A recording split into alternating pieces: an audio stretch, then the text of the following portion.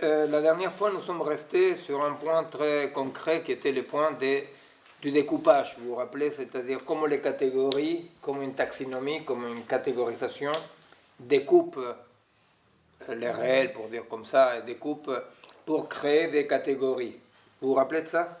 Non, personne ne sait. Tu viens de Et alors on était resté juste à la question, en donnant l'exemple de les catégories de genre, oui? Homme-femme, vous vous rappelez, on était resté là-dessus. En disant que la question des catégories, c'est une question de découpage, découpage dans un champ, découpage dans un champ qui va co-créer, c'est-à-dire c'est pas la Bible, c'est pas au début c'était le verbe, c'est-à-dire c'est pas qu'on nomme et ça crée, mais effectivement c'est dans une interaction complexe, c'est pour ça que la dernière fois on avait distribué le Mamotreto, mais bon on n'a pas été arrivé jusqu'au Mamotreto, mais bon, tant pis. Dans une interaction qu'on va étudier, on va essayer d'étudier, non? Effectivement, ce que nous voyons, c'est que épocalement, les catégories évoluent avec une coévolution avec les champs biologiques qu'ils discrétisent. Alors, on donnait comme exemple les catégories du genre, c'est-à-dire homme-femme, qui apparaissent comme effectivement un homme est un homme, une femme est une femme, n'est-ce pas? Et alors, on était resté là. Alors, moi, je sais que ça vient plus tard. Et je viens de me rappeler que c'est plus tard. Alors, donc, qu'est-ce que c'est une catégorie? C'est-à-dire, comment est-ce qu'on pense une catégorie? Alors, pour penser une catégorie, il faut penser tout bêtement à ce que Pythagore, il va dire, non, comme ça, à la base, ce qu'il a transmis. Il va dire quelque chose de très étonnant qu'à nous, ça nous semble absolument évident. Il va dire, si j'additionne une vache, plus une montagne, plus 2 arbres, ça donne 4. Alors, il va dire, mais 4 quoi? Pas 4 quoi? C'est-à-dire, qu'est-ce qui nous... Vous comprenez, la problématique est... depuis Pythagore, effectivement, c'est-à-dire la problématique est, mais qu'est-ce qu'est une unification? À quoi correspond une unification? Parce qu'effectivement, on peut être dans un réalisme un peu naïf et dire non, une vache est une vache, une unité est une unité, ne pas se poser la question. Mais dans les cas des mathématiques, il y a quelque chose que le réalisme naïf a du mal à suivre, n'est-ce pas? Parce que nous disons une vache, un mouton, 2 arbres, ça fait 4. Et après, à partir de 4, on fait un tas d'opérations et les mathématiques vont se détacher de la référence, n'est-ce pas? Donc, l'idée naïve de qu'une unité est une unité, tout à coup, pose problème, n'est-ce pas?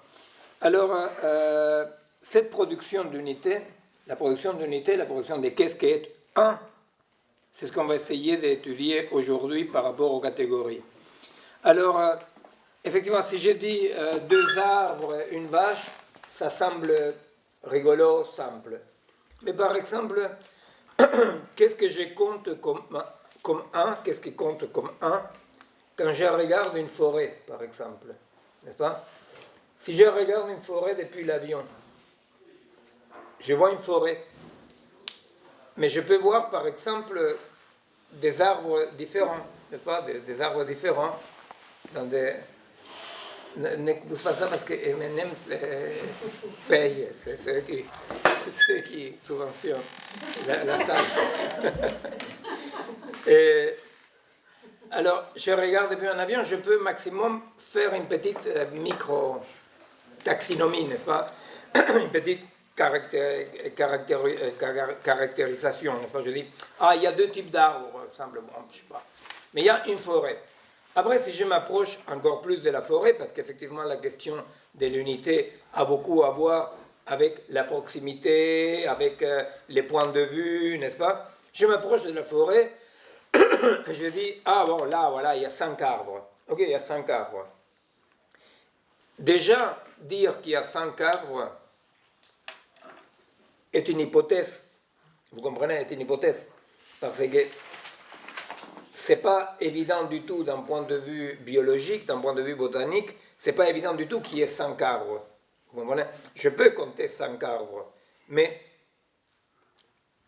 qu'il y ait vraiment 5 arbres comme une unité en soi, c'est une séparation que je fais. Voyez? Et si je m'approche encore un peu plus, je dis, voilà une feuille. Et alors là, une feuille. Vous comprenez? C'est-à-dire, je suis en train de découper, vous voyez, de découper, de discrétiser dans un ensemble disparate et qu'il est a priori en continuum, hein, que relève d'un continuum, je suis en train de séparer des unités. Nous pouvons dire, par exemple, l'autre sponsor est Badois, je vais voir un tout petit peu de Badois. Badois et la philosophie. Excusez-moi.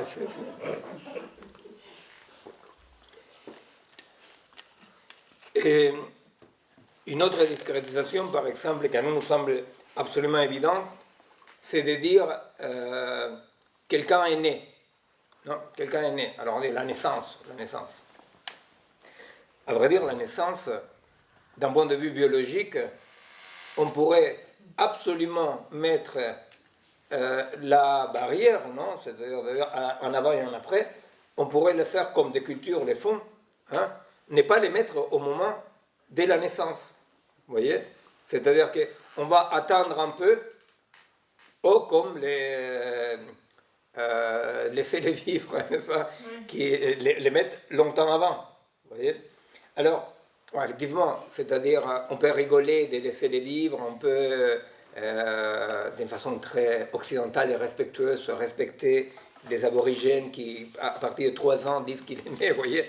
Mais dans tous les cas, c'est la même histoire. Vous voyez, c'est-à-dire que, d'un point de vue biologique, il est vrai que dans le monde, il n'y a pas un découpage, vous voyez, comme les trucs en pointillé pour les mômes, hein, qu'il faut suivre le pointillé pour couper. Il n'y a rien qui me dise à moi, là a commencé la vie. Vous voyez? Parce que même si on le met à la fécondation, mais c'est la même histoire, vous comprenez? Et avec la mort, c'est grosso modo pareil. Avec la mort, c'est grosso modo pareil. Effectivement, il y a, d'une façon sans doute, il y a quelque chose qui meurt. Je peux dire, Perico n'est plus là. Hein? Sauf que Perico n'est plus là, oui, il y a quelque chose qui n'est plus là.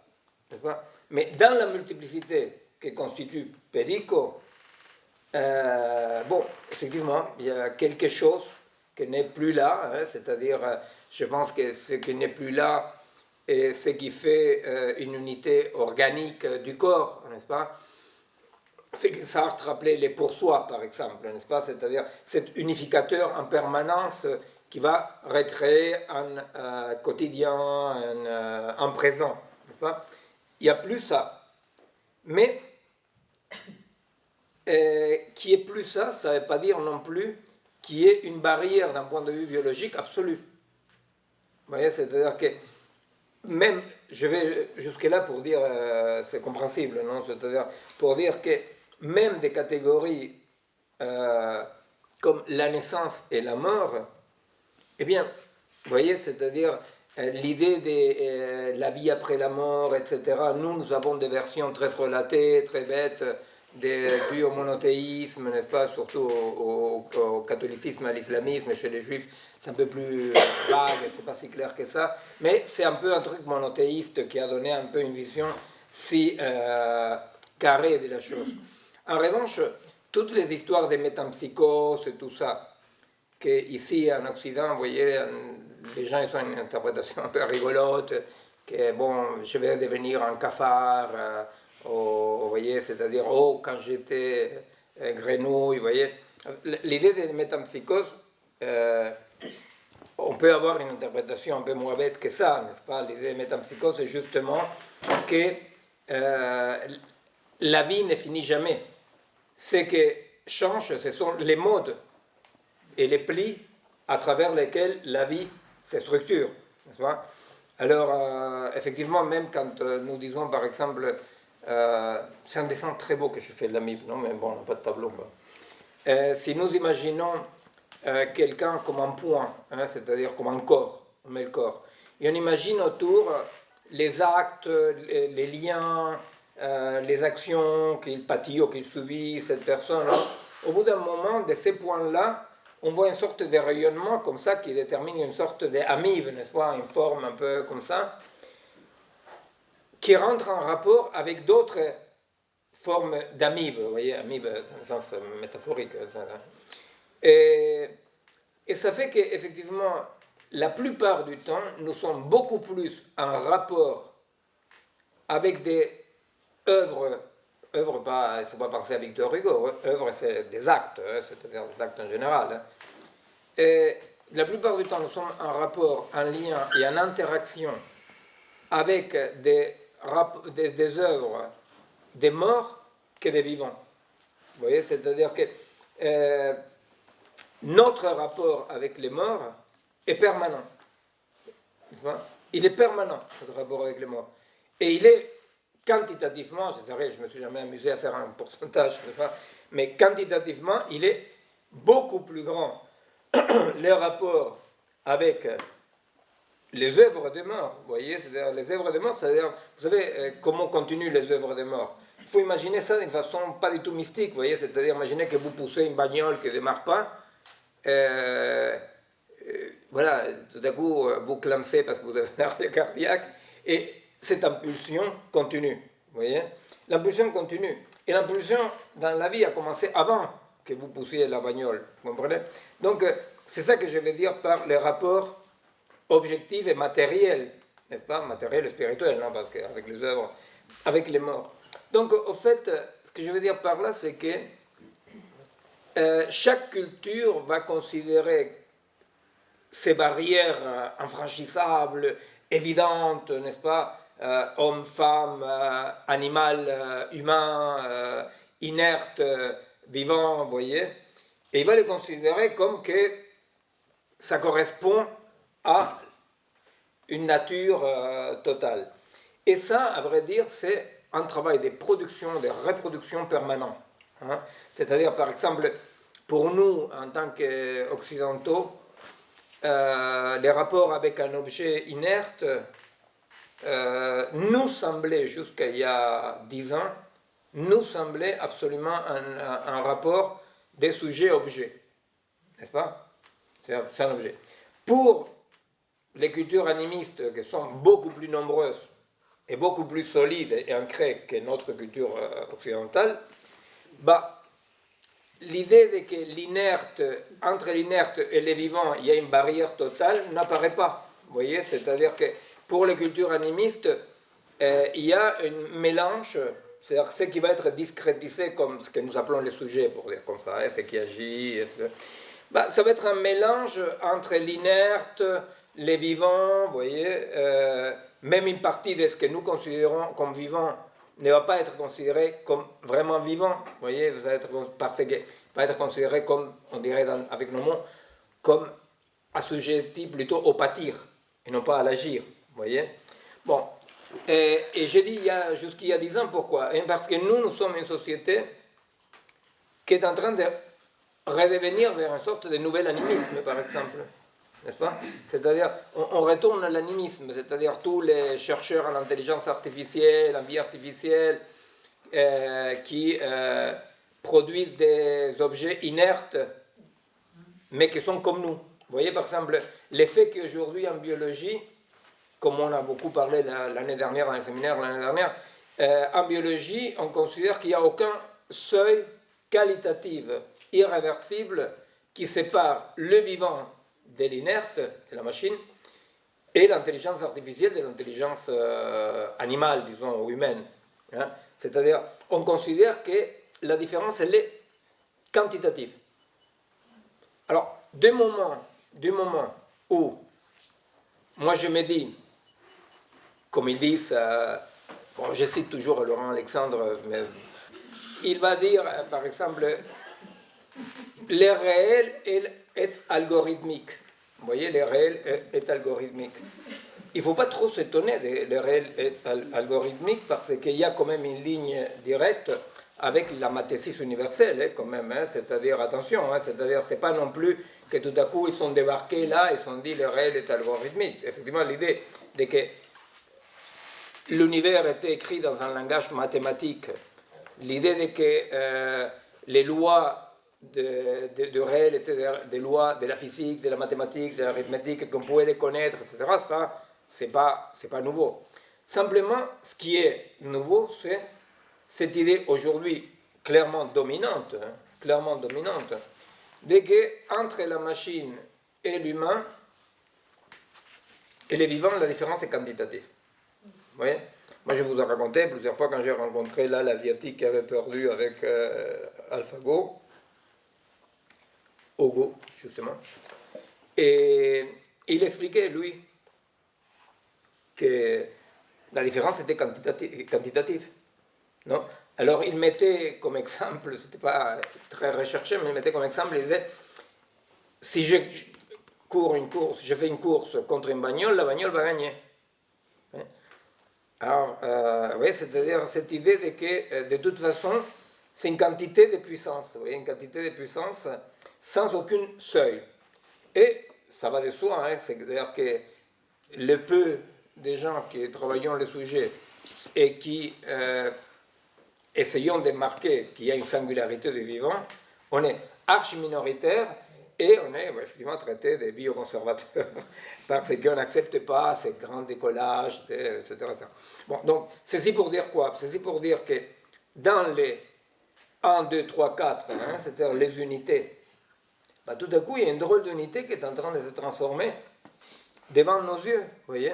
C'est-à-dire que chacun de nous, au quotidien, quand il va échanger avec son smartphone, quand il va mettre une application échange, etc., et même sans aller jusqu'à l'ami robotique, mais qui a déjà ces applications un peu, vous savez, ami robot, etc.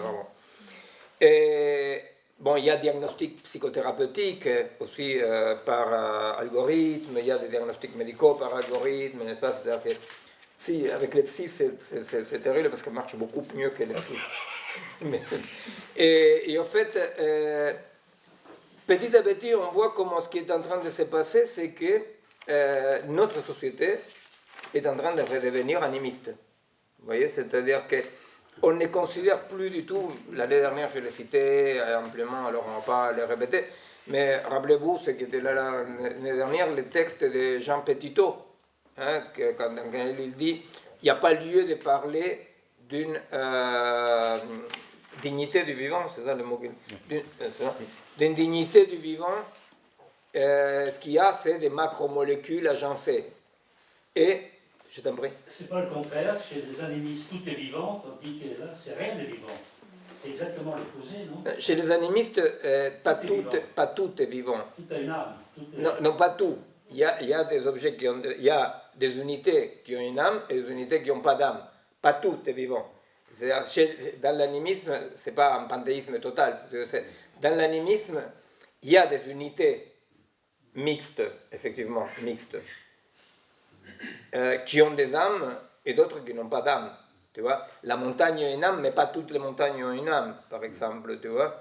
Ce que je veux dire, c'est que dans les découpages actuels, bon, pour finir la citation vaguement de Petitot, il dit, bon, donc il n'y a pas de vie, il n'y a pas de dignité de la vie. Non, en plus, il dit dignité parce que c'est une grosse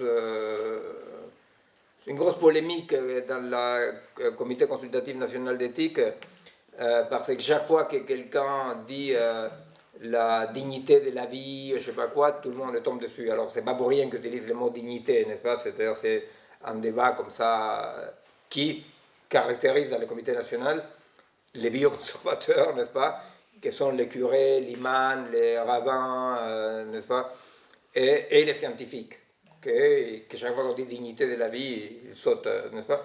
Et alors, Petitot dit, bon voilà, il n'y a pas de dignité de la vie, ce qu'il y a, c'est juste des émergences de niveaux de complexité bottom-up, d'en bas vers le haut.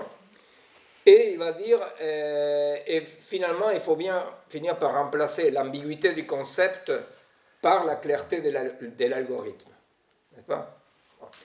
Alors, je dis ça pourquoi? Parce que, vous voyez, c'est-à-dire, quand on dit les catégories hommes, femmes, les catégories animales, humains, tout ça est une production et une reproduction permanente qui ne tient pas que...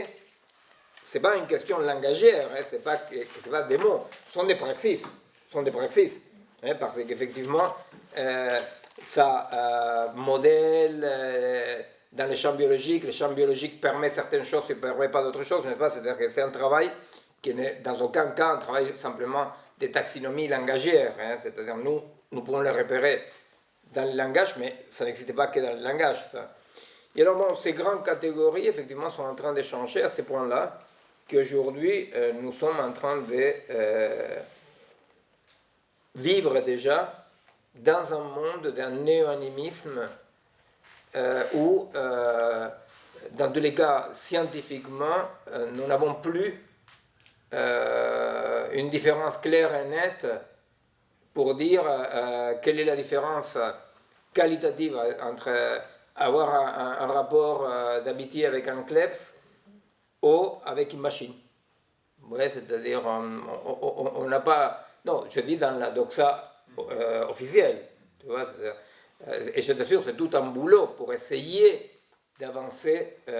Moi, la singularité du vivant, mon dernier bouquin, c'est un boulot des années et des années pour fixer quelques invariantes comme ça, c'est-à-dire, il y a une différence, tu vois, mais c'est absolument marginal. Alors, il y a des chercheurs, je sais pas, il y a eu Augustin Berg, des gens comme ça qui ont réagi très bien. Il y a des biologistes qui réagissent très bien. Je ne suis pas solitaire et en pleurant, mais la doxa officielle de la biologie moléculaire, de la robotique, de l'informatique, est qu'il n'y a pas de différence. Qu'il n'y ait pas de différence, la conséquence que là, en ce moment, m'intéresse d'arriver, c'est ça. N'est-ce pas? Qu'il n'y ait pas de différence veut dire que tout à coup, on est en train de vivre dans une société dans laquelle la taxinomie des taxonomies, qui était les vivants et l'inerte, l'humain sujet, le monde objet, eh bien, c'est fini. C'est fini.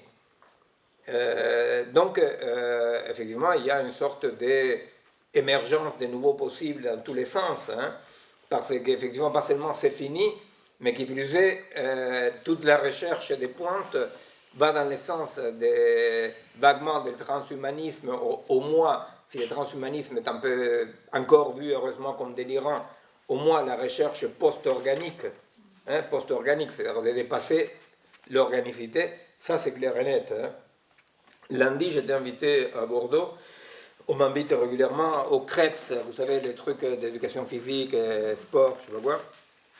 Il y avait 150 entraîneurs des champions olympiques, de l'équipe de rugby de France, de l'équipe de football, bon, de tous les sports. Il y avait des entraîneurs de haut niveau, qui sont des gens qui connaissent en biologie, mais énormément, parce que vraiment, ça se joue comme ça. C'est-à-dire, non, comme, et alors, les sujets étaient les limites. Quelles limites? Et le consensus général était aucune limite. Il n'y a aucune limite à respecter, n'est-ce pas? Et effectivement, la question c'est comment l'hybridation sportive, athlète, machine allait rentrer petit à petit, mais c'était une évidence pour eux. Hein? Alors bon, ce qui est drôle, c'est qu'ils m'invitent moi pour, à la fin de la journée pour dire que non. Alors voilà, je dis, bon, je sais faire une courte conférence. Non. Non, à vrai dire, j'étais plus large. Non, mais je dis ça parce que vous comprenez, c'est-à-dire, c'est quand même pas rien que tout à coup, même à ce niveau-là, vous voyez, c'est-à-dire les entraîneurs, les sportifs de très très très haut niveau, n'est-ce pas, ils soient dans cette... soit capturés dans ce dispositif de haine du corps, quoi. Il faut dépasser le corps, vous comprenez? C'est-à-dire que les trucs un peu fachos, des rapports de Coubertin, je sais pas quoi, tout d'un coup, bah c'est le vrai facho, quoi. Coubertin, il serait ravi, quoi. Il faut pas. Alors, j'essayais d'expliquer la différence entre borne et limite, vous voyez, de dire, jusqu'à un certain moment, effectivement, c'est-à-dire déployer sa puissance implique de passer les bornes, n'est-ce pas? Mais les limites, c'est ce qui protège le développement, je vois quoi. Mais là, non, là, c'est vraiment pas de limite. Et l'idée, c'était ça, hein, l'idée. Mais en fait, ça fait bien longtemps qu'avec les produits de dopage et tout ça, qui sont plus dans les limites, ils sont dans les dépassements de limites. Si, non, mais eux, ils ne parlent pas de dopage. Eux, ils se dopent, mais ils ne le disent pas. Non, mais que ça soit, ça me paraît évident qu'entre se doper énormément et mettre, je sais pas, une prothèse. Non, c'est pas pareil. C'est pas pareil parce que la dope reste dans les simulacres du corps, entre guillemets, normal, tu vois, disons du phénotype normal, naturel, je sais pas comment l'appeler, tu vois. Alors que là, il parle d'autre chose, il ne parle pas de dope, tu vois, il parle de comment des changements, des mutations par hybridation sont inévitables, non? Et voilà, les choses que... J'espère qu'ils vont les mettre sur YouTube, c'est vachement intéressant, c'est-à-dire les choses qui racontaient comme ça, sans...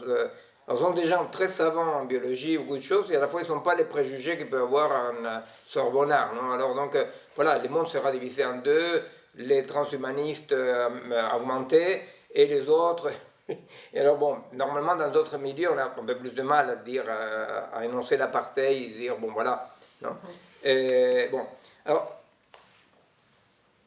la question aujourd'hui, c'est la question des catégories, hein, c'est-à-dire comment les grandes catégories changent, et toute cette explication, c'est plutôt dans ce sens-là, n'est-ce pas? Dans le sens, c'est tout à fait de façon, tu voulais...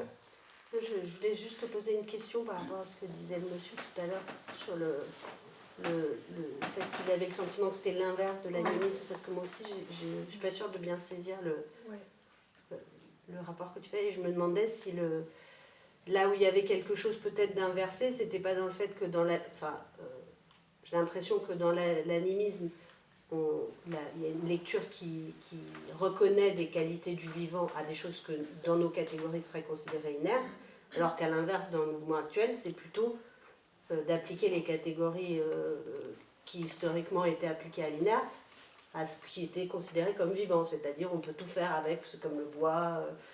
C'était la question c'est comme ça. Bon, dans l'animisme, bien sûr, la différence n'est pas vivant ou inerte. La différence est ils sont une âme ou ils ne sont pas d'âme. Oui. Tu vois, c'est la question de l'âme.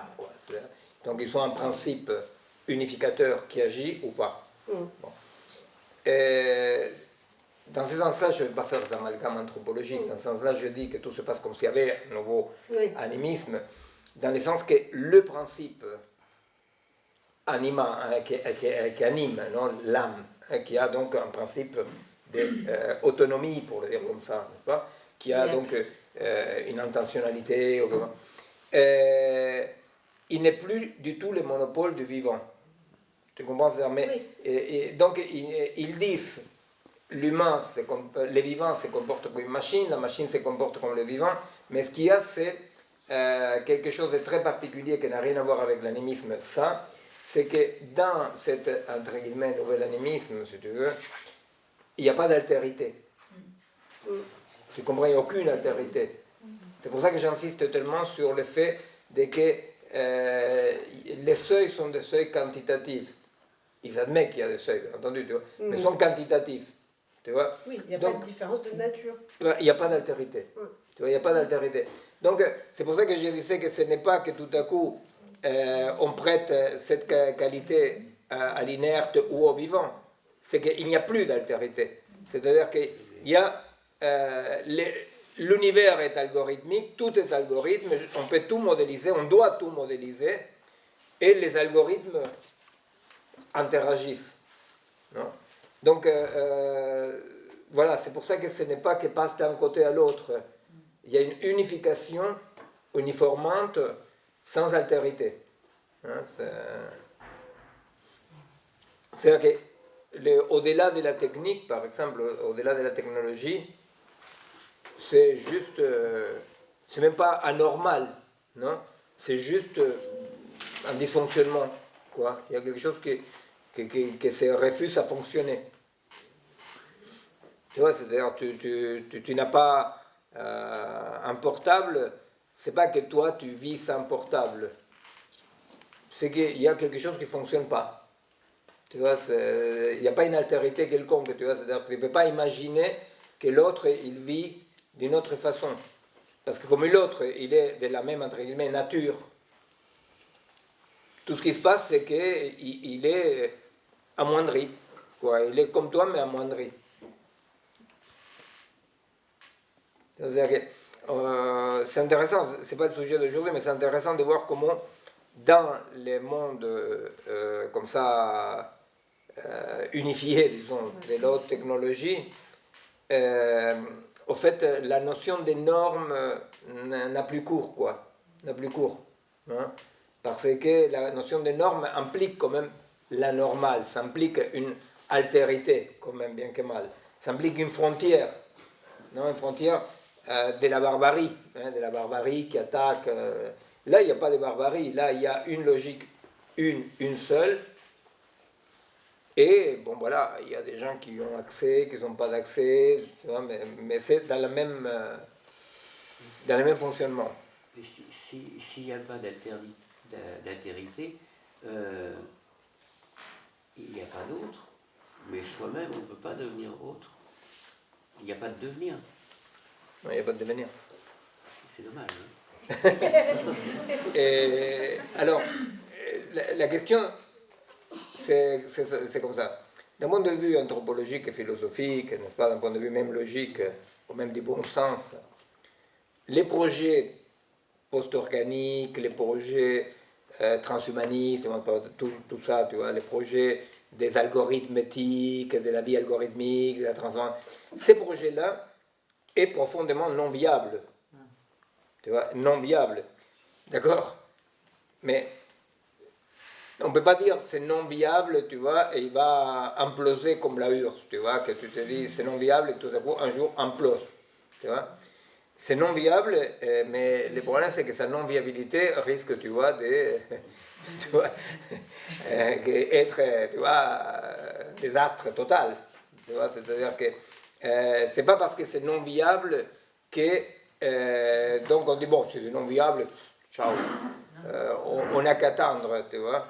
C'est-à-dire c'est non viable, mais comme justement cette manque d'altérité ne crée rien à côté.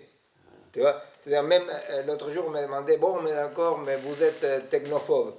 Je dis non, pourquoi c'est absolument pas être technophobe, au contraire, c'est-à-dire ici le problème c'est ne pas être humanophobe, tu vois, parce que la technique c'est la technique. Le problème c'est qu'on n'a rien à mettre à côté de la technique, non? Il n'y a pas de vivant, il n'y a pas d'humain, il n'y a pas de culture, tu vois, il n'y a rien à côté. Alors, si le projet technologique et néolibéral, que c'est quand même, bon, c'est consubstantiel, n'est-ce pas? Parce que le néolibéralisme signifie la cartographie digitale du monde et l'opérativité, n'est-ce pas? C'est-à-dire tout est quantifiable, etc. Qui ne soit pas viable dans le sens qu'elle ne peut pas faire un monde, qu'elle ne peut pas protéger la vie, je sais pas quoi. C'est pas en soi une bonne nouvelle, tu vois, parce que bon, les jours de la non-viabilité, tu vois, bon, il n'y a pas des jours de la non-viabilité, il y a que ça se casse la gueule un peu. Mais ce cassage de gueule, c'est pas un cassage de gueule qui va libérer les forces, tu vois, c'est-à-dire, c'est une destruction que pour le moment, justement, la question c'est qu'est-ce qui s'oppose, qu'est-ce qui commence à construire une altérité, non? Ça, c'est le sujet de la réunion de Buenos Aires. Et bon. Moi, en vous écoutant, j'avais une question. Je me disais que depuis que le transhumanisme commence à exister publiquement, j'ai l'impression que ça fait 5 ans, en gros, que c'est dans le débat public. En même temps, comme fausse altérité, il y a une montée de l'arbitraire et de nouvelles catégories qui sont extrêmement arbitraires. J'entends par là, par exemple, des catégories religieuses. Aujourd'hui, il faut être soit juif, soit catholique, etc. Des catégories. Donc, peut-être que tragiquement, l'altérité de ce que tu viens de dire vient dans une altérité totalement qui se caricature et totalement artificielle. Et peut-être qu'il y a un lien profond entre les deux. Écoute, moi je suis convaincu, tu vois, que on ne peut pas comprendre l'émergence. Moi je mets deux exemples d'émergence comme ça, d'une tradition un peu relatée, tu vois. Deux exemples. Un exemple qui fait peur à l'Occident, qui est l'islam politique, tu vois. Je parle des Daesh, je ne parle pas des salles de prière, je parle vraiment de l'islam agressif. Bon. Mais de l'autre côté, ça fait peur. De l'autre côté, tu vois, chez nous, en Amérique latine, c'est le retour de la dignité indienne. On est tous ravis, on applaudit des deux mains, on dit « Ah là là, comment c'est bien ». Mais ce sont deux réponses à cette sorte de barbarie qui dit « Tout est possible ». Parce que qu'est-ce qu'ils disent de façon très sympathique, les Indiens chez nous, et de façon pas très sympathique, tu vois, Daesh. Ils disent « Pas tout est possible ». Vous ne pouvez pas décider de tout. Il y a des limites, tu vois. Et alors, le cœur, tu vois, néolibéral, technologique, je ne sais pas quoi, dit tout est possible, on va changer de phénotype, il n'y a plus rien. Et les autres, ils disent, vous rigolez, il y a des hommes et des femmes, il y a en haut et en bas, tu vois. Je vous conseille même vraiment de lire soit les dialogues de deux mondes de Galilée, hein, ce qu'il a écrit, les dialogues de deux mondes, soit les Galilées de Brecht. Hein, que le Galilée de Brecht, il est très très proche du dialogue de deux mondes de Galilée, non? Et c'est très très intéressant parce qu'effectivement, c'est-à-dire cette idée de, on lui dit, mais il n'y a plus de haut et de bas, n'est-ce pas? Et alors donc, c'est ce qu'ils disent. Alors là, sans parler de l'islam de Daesh, en parlant juste des jeunes qui en banlieue cherchent un peu à se redonner la tête, quoi, qui cherchent un peu à je ne sais pas, à trouver un haut et un bas, n'est-ce pas? Eh bien, ce qu'ils disent, c'est pas tout est possible. Vous savez, il suffit de, je sais pas, de parler avec n'importe quel jeune beurre, hein, des banlieues, et vous allez voir comment tout à coup il y a une catégorie de plus en plus grande de jeunes beurres des banlieues qui vous explique quand même que non, l'homme s'est fourvoyé, qu'est-ce que c'est cette barbarie, qu'est-ce que c'est cette stupidité. Oui. Quand on langage, c'est pas parce qu'il était tout petit, alors on est borné. Parce que la religion et les Indiens ne sont pas bornés quand on langage. Pardon? La différencier des limites est borné. Et vivre, c'est repousser les limites, Tandis que borné, c'est il y a des limites rigides. Est-ce que la révivance des religions et les Indiens oppose au sans limite un état borné? Alors, la différence entre borne et limite, je la prends texto de ce que dit Kant, la différence que fait Kant dans l'introduction de la critique de la raison pure, quand c'est le fameux truc que je citais mille fois, non, quand il parle de Platon, il dit que Platon se comporte, dit Kant, non, se comporte comme une colombe qui se dit, s'il n'y avait pas l'air, je pourrais voler beaucoup mieux. Alors, il dit, ça c'est une limite. Donc, s'il n'y a pas l'air, elle s'écrase par terre. En tant qu'une borne, si ça, c'est pas Kant, non, c'est moi qui dis, une borne, ça serait, pour comprendre une borne, ça serait si la colombe, par exemple, a un problème qui a une aile un peu collée. Tu vois, alors, effectivement, ça c'est une borne, tu vois, parce qu'effectivement, ça limite sa puissance d'agir. Tu vois, en tant que, donc, l'idée c'est ça, des bornes et limites. Tu vois, c'est pas qu'il y a des cultures bornées et des cultures limitées. L'idée des bornes et des limites, c'est qu'une limite, c'est ce qui structure un champ des possibles et qui change, effectivement, qui change. Mais la question c'est, les limites changent, se déplacent, se modifient, mais si elles disparaissent, c'est ce que dit Kant. Bah, si la colombe n'a plus d'air, pom, elle tombe. Les bornes, non, les bornes, c'est ce qui, effectivement, comme le disent les Français, ça confine, c'est un confinement, n'est-ce pas, qui empêche ta puissance d'agir, n'est-ce pas? Alors donc, ce qu'ils vont dire les résurgences religieuses ou intégristes ou fondamentalistes, non? Sympathiques ou pas, moi sympathique, peu importe, mais ce qu'ils disent, c'est il y a des limites, il y a des limites, il y a des limites. N'est-ce pas? Et ce qu'il dit l'Occident, pour le dire comme ça de façon caricaturale, il n'y a que des bornes, il n'y a que des bornes, il n'y a que des bornes, vous comprenez? Donc il faut faire sauter tous les bornes. Vous voyez, en récupérant ces deux catégories que Kant utilise. Vous voyez, c'est-à-dire que notre société occidentale considère que tout est borne et que grâce à la connaissance algorithmique, développement, les bornes vont sauter, tous les bornes. Pourquoi est-ce qu'on me traite de bioconservateurs? On me traite de bioconservateurs pour des choses absolument rigolotes, c'est-à-dire parce que je pense que la mort fait partie de la vie. Alors voilà, je me suis affronté plusieurs fois avec Laurent Alexandre personnellement comme ça, dans lesquels il dit, mais avec son style, non, de dire, mais qu'est-ce qu'ils vont dire à nos enfants qu'ils ne veulent pas mourir? Je dis, bon, je ne sais pas, tu envoies un peu de psychiatrie peut-être. Pourquoi j'imposerais à mes enfants cette borne? Ouais, c'est ce qu'ils disent. Ouais, je dis, bon, écoute, je sais pas, non, et alors, ben voilà, vous voyez, c'est-à-dire l'idée de l'utérus artificiel, c'est ça. C'est-à-dire, mais pourquoi j'imposerais la borne aux femmes de porter l'enfant dans leur utérus? Bon, je sais pas. Pourquoi pas? Oui, par rapport à ce que vous disiez, j'avais une remarque concernant la santé et la médecine occidentale qui est tout à fait, à mon avis, dans la droite lignée du néolibéralisme, de l'approche néolibéraliste, à savoir tout expliquer. Le moindre le symptôme, essayer de l'expliquer biologiquement, mécaniquement, physiquement. Et je voulais faire remarquer qu'on s'aperçoit qu'en fait, il y a pas mal d'échecs, notamment au niveau des maladies de société, les maladies auto-immunes, les maladies de la digestion, les lombalgies. Bon, je ne vais pas tous les citer. Et en tout cas les gens, parce qu'on s'aperçoit aussi qu'à Okinawa ou en Équateur, les gens vivent plus longtemps. Les meilleures espérances de vie sont là-bas.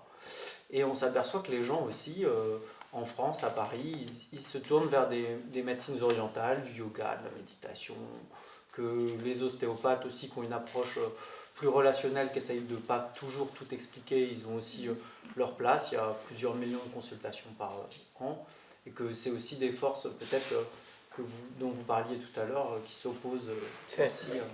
Écoute, c'est sûr que bon, là on parlait, pour répondre, effectivement c'est très important ce que tu disais, c'est-à-dire c'est très important de comprendre que face à, comme ça, à cette émergence très puissante, non, et parfois violente, parfois pas, mais puissante, des nouveaux néofondamentalismes, on ne peut pas les comprendre si on ne comprend pas qu'elles s'adressent spéculairement au monde qui dit tout est possible.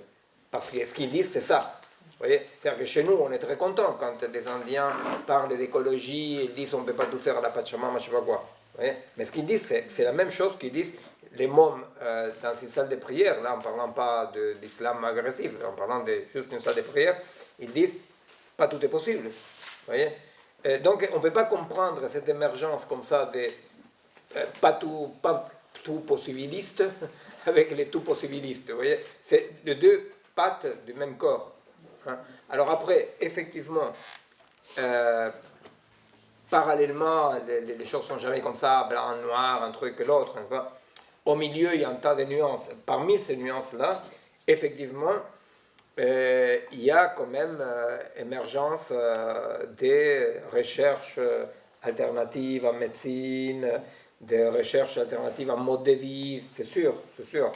Le problème est la capacité qu'a le système de récupérer ça. Et deuxièmement, la difficulté qu'ont ces pratiques-là à assumer les conflits. Qu'est-ce que ceci signifie? Tu vois, moi, je dialoguais beaucoup, on m'a invité à des congrès d'homéopathes, par exemple. Tu vois, et dans les derniers congrès d'homéopathes où j'étais il y a quelques années, c'est ça. Je disais, le problème de l'homéopathie, c'est que l'homéopathie ne s'est pas donné le mal de proposer un modèle de corps, un modèle physiologique qui correspond à l'homéopathie. Vous voyez, c'est-à-dire que l'homéopathie agit d'une façon empirique. Alors, dans les congrès d'homéopathie, je ne sais pas si vous avez été déjà dans des rencontres d'homéopathie, je respecte beaucoup, ouais, c'est-à-dire, c'est pas méchamment, mais ça fait comme une sorte de, je sais pas, des colloques de cuisine, vous voyez, c'est-à-dire, ils disent, et par rapport à ça, qu'est-ce que tu donnes, et par rapport à ci, qu'est-ce que tu donnes, vous voyez. Et alors, donc, moi, je suis intervenu en disant, la dernière fois, c'était la dernière, bon, mais tant qu'on ne construit pas un modèle, vous voyez, parce que la médecine chinoise, elle a un modèle de corps alternatif, vous voyez, il y a un autre modèle de corps. Alors, les problèmes de ces alternatives, que c'est à notre étude, c'est pas aujourd'hui, mais effectivement, c'est que ces alternatives proposent une autre discrétisation, pour rester dans le sujet du jour, proposent une autre discrétisation, un autre découpage du corps. Mais on voit bien comment, dans les entreprises néolibérales les plus sauvages, les plus canailles, les plus terribles, n'est-ce pas, dans lesquelles l'humain est ressources humaines, n'est-ce pas? Et alors, il y a les ressources humaines, il y a les ressources en stylo vie, il y a, si c'est agro-cœur, il y a les ressources en merde pour fertilisants, vous voyez? Alors, donc, la différence entre la ressource en merde et la ressource humaine, c'est que la ressource en merde, elle est rare. En tant que les ressources humaines, comme les humains, on se reproduit tout le temps et dans les pires conditions, nous, on est beaucoup plus corvéables que les autres ressources. Voyez, bon. Dans ces fantastiques entreprises dans lesquelles on se questionne sur le bonheur au travail, parce que quand même, c'est quand même pas mal de voir un esclave se faire fouetter et rigoler, vous voyez. Et dans ces entreprises-là, il y a yoga, méditation, acupuncture. Donc, je ne vais pas faire les gauchistes méchants de dire sont récupérés, mais simplement, c'est vrai que c'est terrible comment c'est-à-dire parce qu'ils accourent, tu vois, c'est-à-dire ils accourent huiler les engrenages, non, de la machine à broyer le vivant, c'est-à-dire que tu es en train de faire pleine conscience de je sais pas quoi pour prendre le café et, dans une entreprise dans laquelle tu es en train de grasser l'humain. Et il faut continuer. Et alors, on continue par où? Ah oui, d'accord. Alors, il y a un petit truc que je ne sais pas comment je vais casser, mais je vais le casser, non? Voilà. Et on avait un exemple qui donne Augustin Berg, non? Des découpages, non? La différence entre le découpage technologique et le découpage du vivant. Hein? Vous savez ou pas, tout mon boulot ces dernières années, c'était aussi pour essayer de comprendre la différence entre le découpage et la discrétisation de la part du vivant et la discrétisation digitale. C'est-à-dire, quelle est la différence? C'est-à-dire, quelle est la différence, pour le dire comme ça, entre un processus analogique et un processus digital.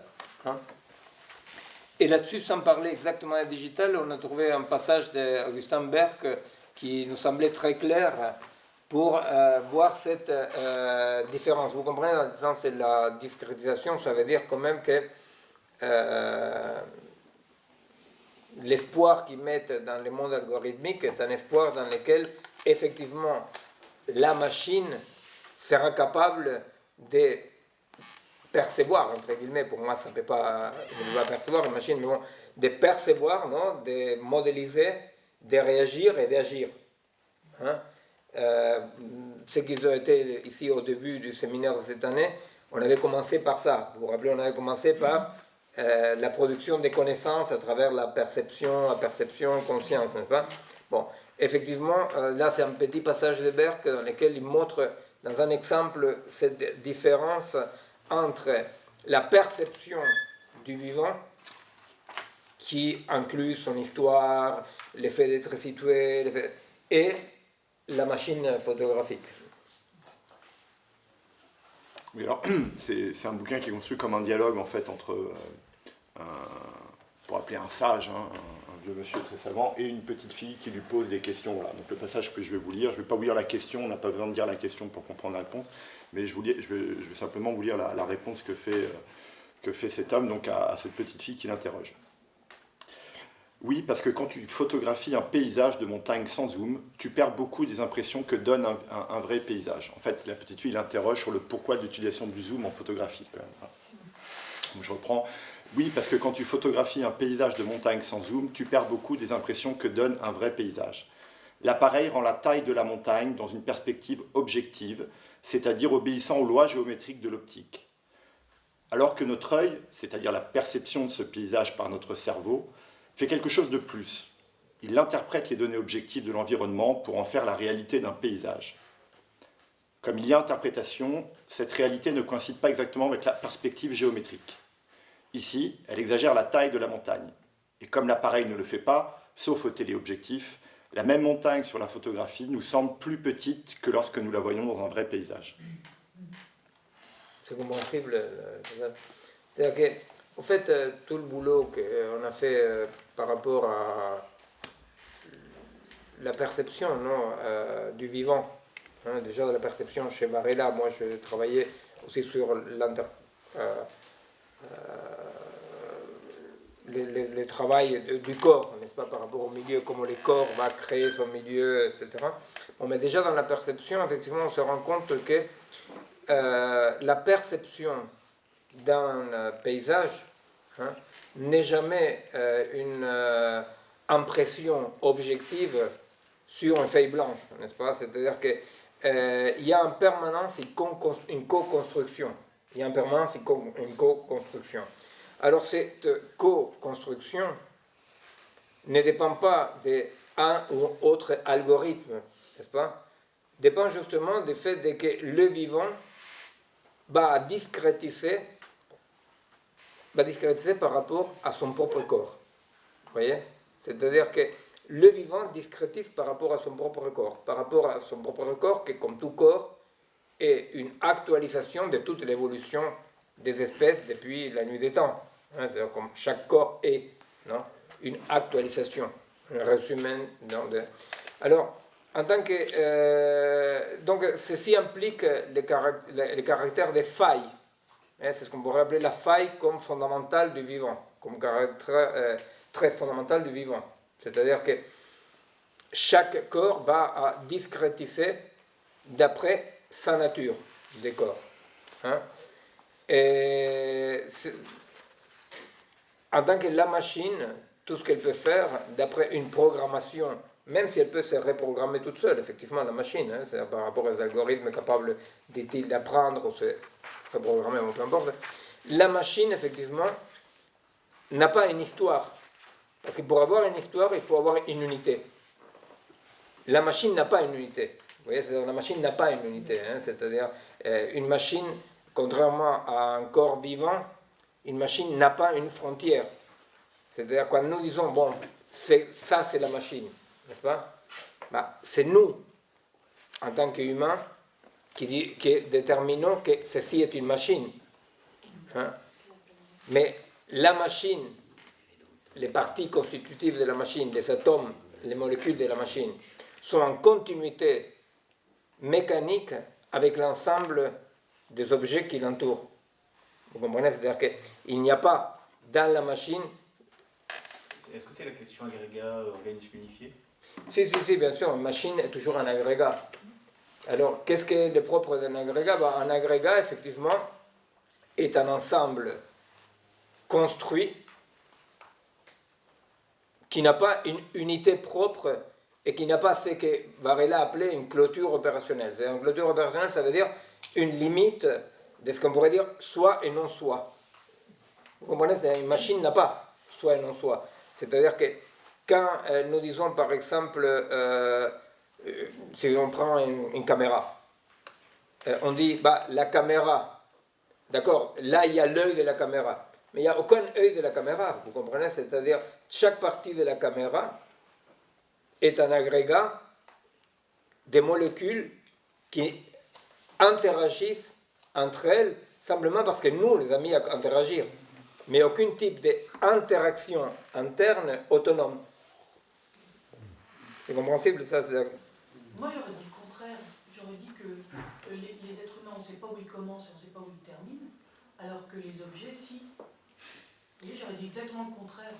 Oui, et alors les vivants, chaque unité vivante est imbriquée dans les champs biologiques. C'est ce que je disais tout à l'heure. pas? C'est une autre version de ce que j'ai dit tout à l'heure. Mais le champ biologique agit par imbrication d'unités autonomes, c'est-à-dire qu'ils ont une clôture. Chacune a une clôture. Dans le sens auquel un être vivant, un organisme, n'est pas transitif. C'est-à-dire l'objectif de l'organisme, c'est lui-même. Il ne sert pas à quelque chose. Un agrégat, toujours, sert à quelque chose. Il est construit avec une finalité extérieure. En tant que les propres de tout organisme vivant, c'est que l'organisme vivant est. Tu vois, la machine n'est pas. La machine fonctionne. Elle n'est pas dans le sens qu'il n'y a aucune unité. Nous donnons une unité. Mais finalement, d'un point de vue de la matière, non, physico-chimique, une caméra, un ordinateur, beaucoup plus complexe qu'il soit, est comme la table. C'est-à-dire c'est un assemblage qui prend du sens en extériorité. Non, il n'y a pas un sens interne. C'est un sens dans la rationalité, quoi. C'est un sens dans la rationalité extérieure à l'appareil, quoi. Il y a une rationalité de sa construction, une rationalité de son utilité, n'est-ce pas? Mais en principe, la différence, au moins de ces côtés-là, la différence est qu'elle est transitive. En tant que les propres du vivant, une des invariantes du vivant, c'est que les vivants, justement, c'est un des problèmes aujourd'hui. Les vivants ne peuvent pas être impunément évaluables de l'extérieur, en termes d'utilité, d'efficacité, etc. Parce que les vivants, chaque unité vivante, et chaque espèce, et chaque groupe, bon, est sa propre fin. Il n'y a pas de finalité extérieure. Jusqu'à aujourd'hui, grosso modo, c'est un peu une des invariantes qu'on reconnaît encore aux vivants. Est-ce qu'on pourrait raccourcir en disant que la différence entre la machine, l'algorithme, et le vivant, c'est que la machine n'a pas d'histoire et que le vivant en a une? Si, l'histoire est fondamentale. Ils sont dans des temps différents. Il y a dans le temps linéaire d'un côté, le temps historique de l'autre. Si. L'histoire est fondamentale. L'histoire est fondamentale comme une autre invariante du vivant, puisque le vivant ne se comporte jamais par rapport à l'instantanéité. Voilà. Les vivants se comportent toujours par rapport à la longue durée. Non? C'est les fameux scorpions. Non? C'est-à-dire qu'en tant que vivants, nous ne sommes pas adaptés. Il y a une non-adaptation. Une non-adaptation fondamentale qui est cette différence, n'est-ce pas, existentielle que j'ai cité Sartre la dernière fois, n'est-ce pas, entre les garçons de café et les garçons de café, n'est-ce pas? C'est-à-dire, il décrit un garçon de café, il dit, c'est prendre pour un garçon de café. Or, les propres du vivant Sartre, il va circonscrire ça à l'humain. Moi, je l'ai fait extensif au vivant, n'est-ce pas? C'est-à-dire, mais les propres du vivant, c'est cette non-coïncidence, n'est-ce pas? Cette non-coïncidence dans laquelle c'est pour soi, hein, cet existant, ne s'identifie jamais à l'en-soi. Hein, alors dit d'une autre façon, cette existence dynamique ne s'identifie jamais au dénombrement des parties extensives qui le composent. N'est-ce pas? C'est-à-dire, les vivants ne s'identifient jamais. Alors, si on veut traduire un tout petit peu de façon que Sartre met en excuse, quoi, si on veut traduire Sartre dans cette préoccupation d'aujourd'hui, on pourrait dire que le pour soi et cette existence toujours dynamique dans une sorte de non-assimilation, non-adaptation permanente, n'est-ce pas? Cette non-assimilation de cette pour soi, donc, avec les parties qui le constituent, c'est en soi que sont les parties qui le constituent, donc qui est l'hypothèse contraire à la biologie moléculaire aujourd'hui dominante, qui va dire le vivant est compréhensible par les parties qui le composent. Vous voyez? Et alors donc, dans cette existence toujours en désaccord, une sorte de désaccord permanent, n'est-ce pas? Eh bien, il y a un désaccord entre l'en-soi, c'est-à-dire la partie constitutive, et le pour-soi. Une partie fondamentale de l'en-soi est l'histoire. Oui.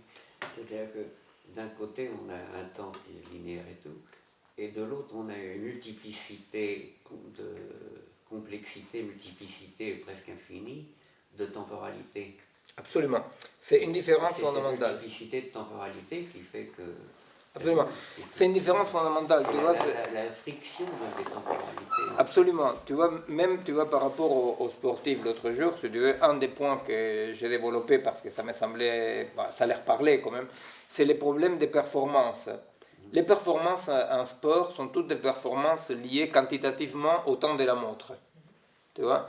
Ça, c'est l'algorithme. Tu vois, c'est le temps de la montre. Tu vois, c'est-à-dire, or, le problème, c'est que les organismes biologiques sont un ensemble disparate, non cohérent, de temporalités biologiques différentes.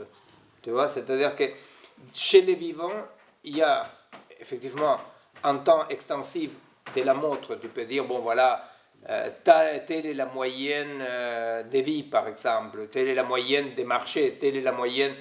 On peut mesurer des choses avec la montre. On peut. On ne se trompe pas si on mesure des choses avec la montre.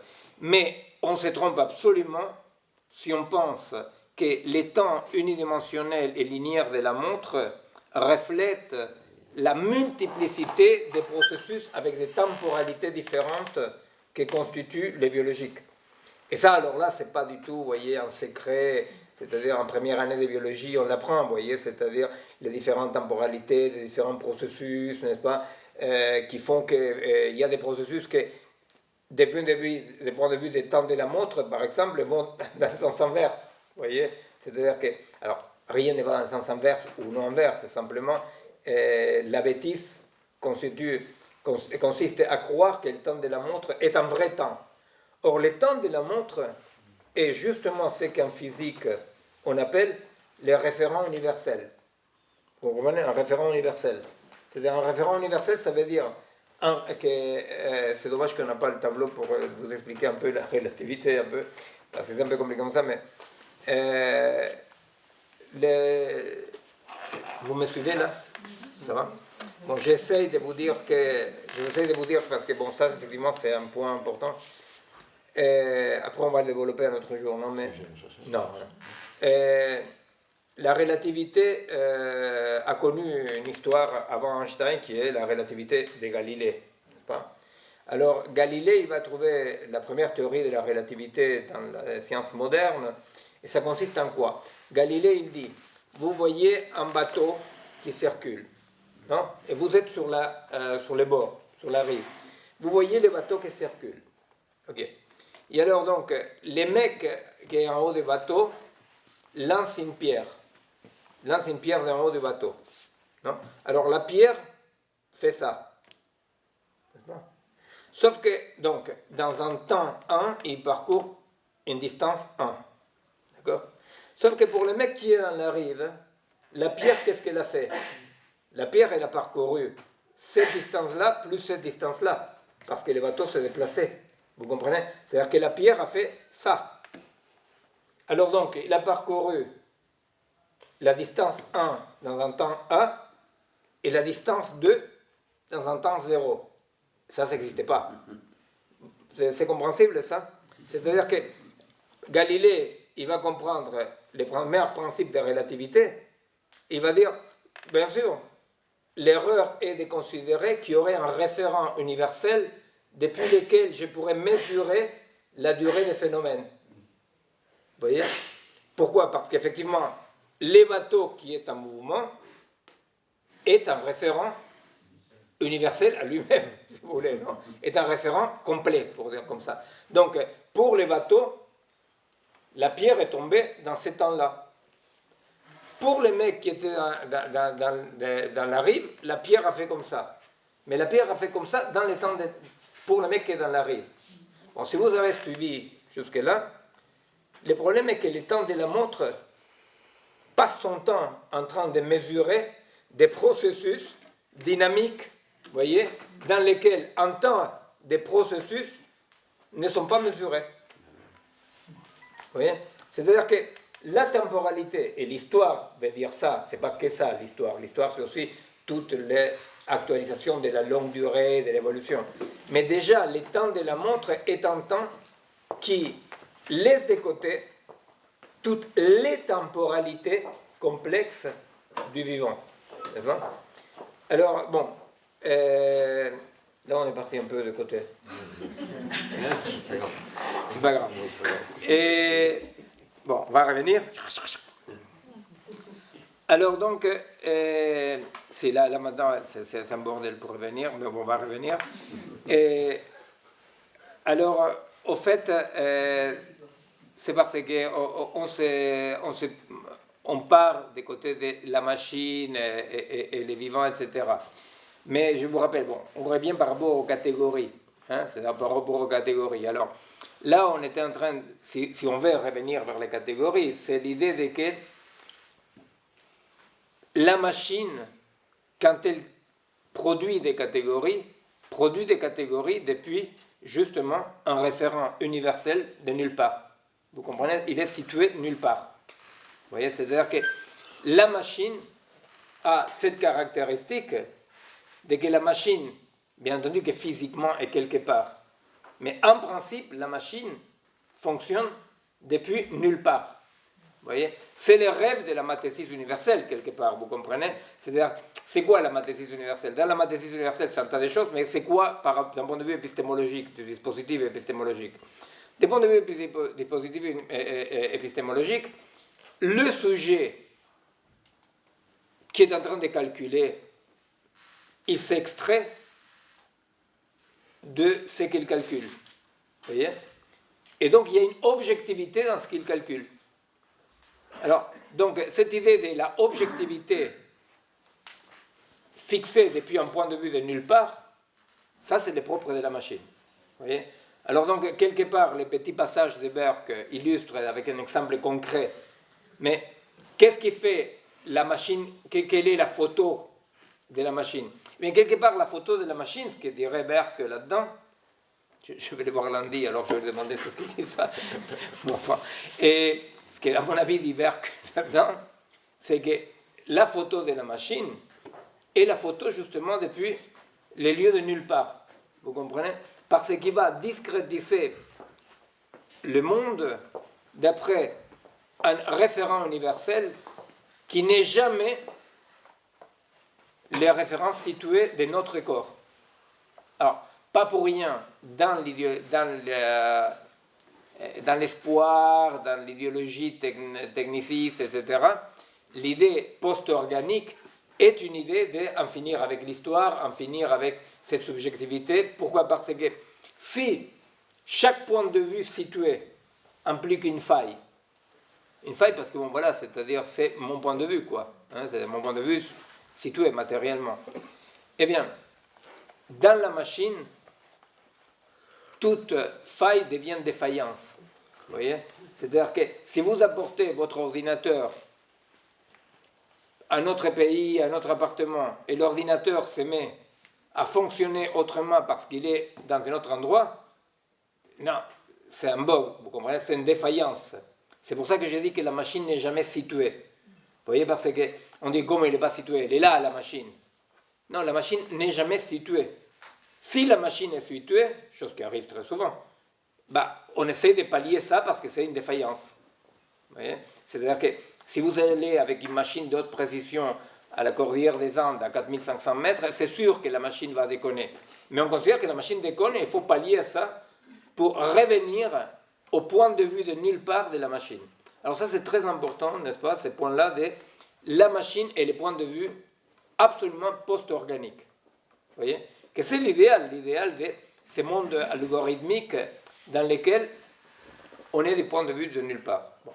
Alors c'est pour ça que la machine ne produit pas de catégories. Les catégories sont historiques. Et alors là, pour continuer, ce qu'on voulait prendre, c'est une catégorie en particulier. C'est ce qu'on voulait? Tout à fait.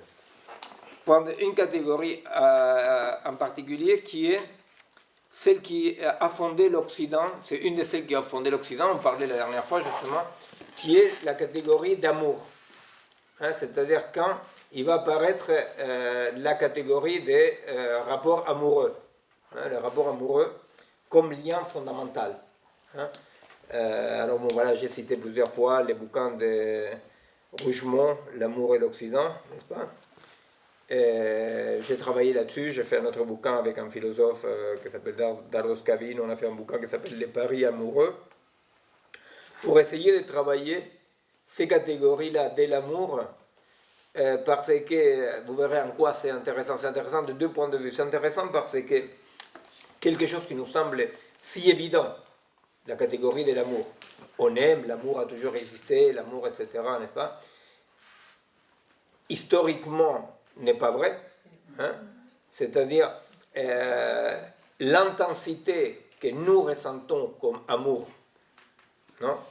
est la même, par exemple, qu'en Grèce antique était entre les amis hommes, par exemple, et personne n'avait l'idée d'être fou d'amour d'une femme, n'est-ce pas? C'est-à-dire, et alors, à vrai dire, cette intensité-là est une intensité qui recouvrait d'autres pratiques, d'autres pratiques qui ne sont pas les pratiques que nous appelons amour en Occident, n'est-ce pas?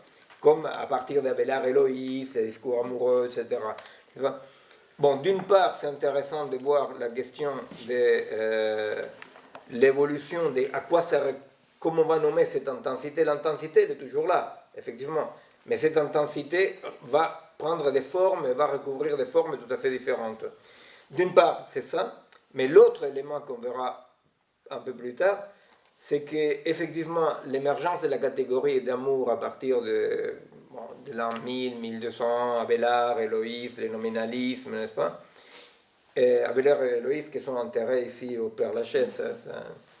Et alors, non, mais c'est au cas où ils veulent aller le voir. Et fonde en Occident la catégorie de l'humain, de l'homme, ce qu'on appelle l'époque de l'homme. Non? L'homme en tant que l'homme séparé de la catégorie des dieux comme seul sujet, n'est-ce pas? C'est-à-dire tout à coup il y a un nouveau sujet. De la même façon qu'aujourd'hui il y a des nouveaux sujets qui émergent, vous voyez, les machines sont des sujets, mais la forêt est un sujet, l'air est un sujet, il y a des animaux qui sont des sujets des droits, vous voyez, c'est-à-dire que de la même façon que nous voyons aujourd'hui émerger des nouveaux types de sujets, à l'époque d'Abélard et Loïs, va émerger un nouveau sujet qui est l'homme en tant qu'individu pensant, libre et qui aime. Et alors c'est très intéressant parce que l'émergence de cette catégorie, elle est très liée à la construction de la catégorie d'homme comme sujet, et comme aujourd'hui la catégorie d'humain comme sujet disparaît, bah, ça pose un problème par rapport à ce que nous appelons l'amour. C'est-à-dire que tous les collègues psy font des colloques par rapport à la rupture des liens du couple, etc. Ils devraient faire un tout petit peu d'anthropologie pour se rendre compte que les pratiques amoureuses, la passion amoureuse, les modes amoureux des commerces, des canalisations de l'intensité, comme on veut l'appeler, sont intimement liés à l'émergence de l'homme comme sujet de l'histoire. Et comme l'homme comme sujet de l'histoire s'est dissous, n'est-ce pas? Eh bien, effectivement, il y a un problème par rapport à ce qu'on appelait l'amour.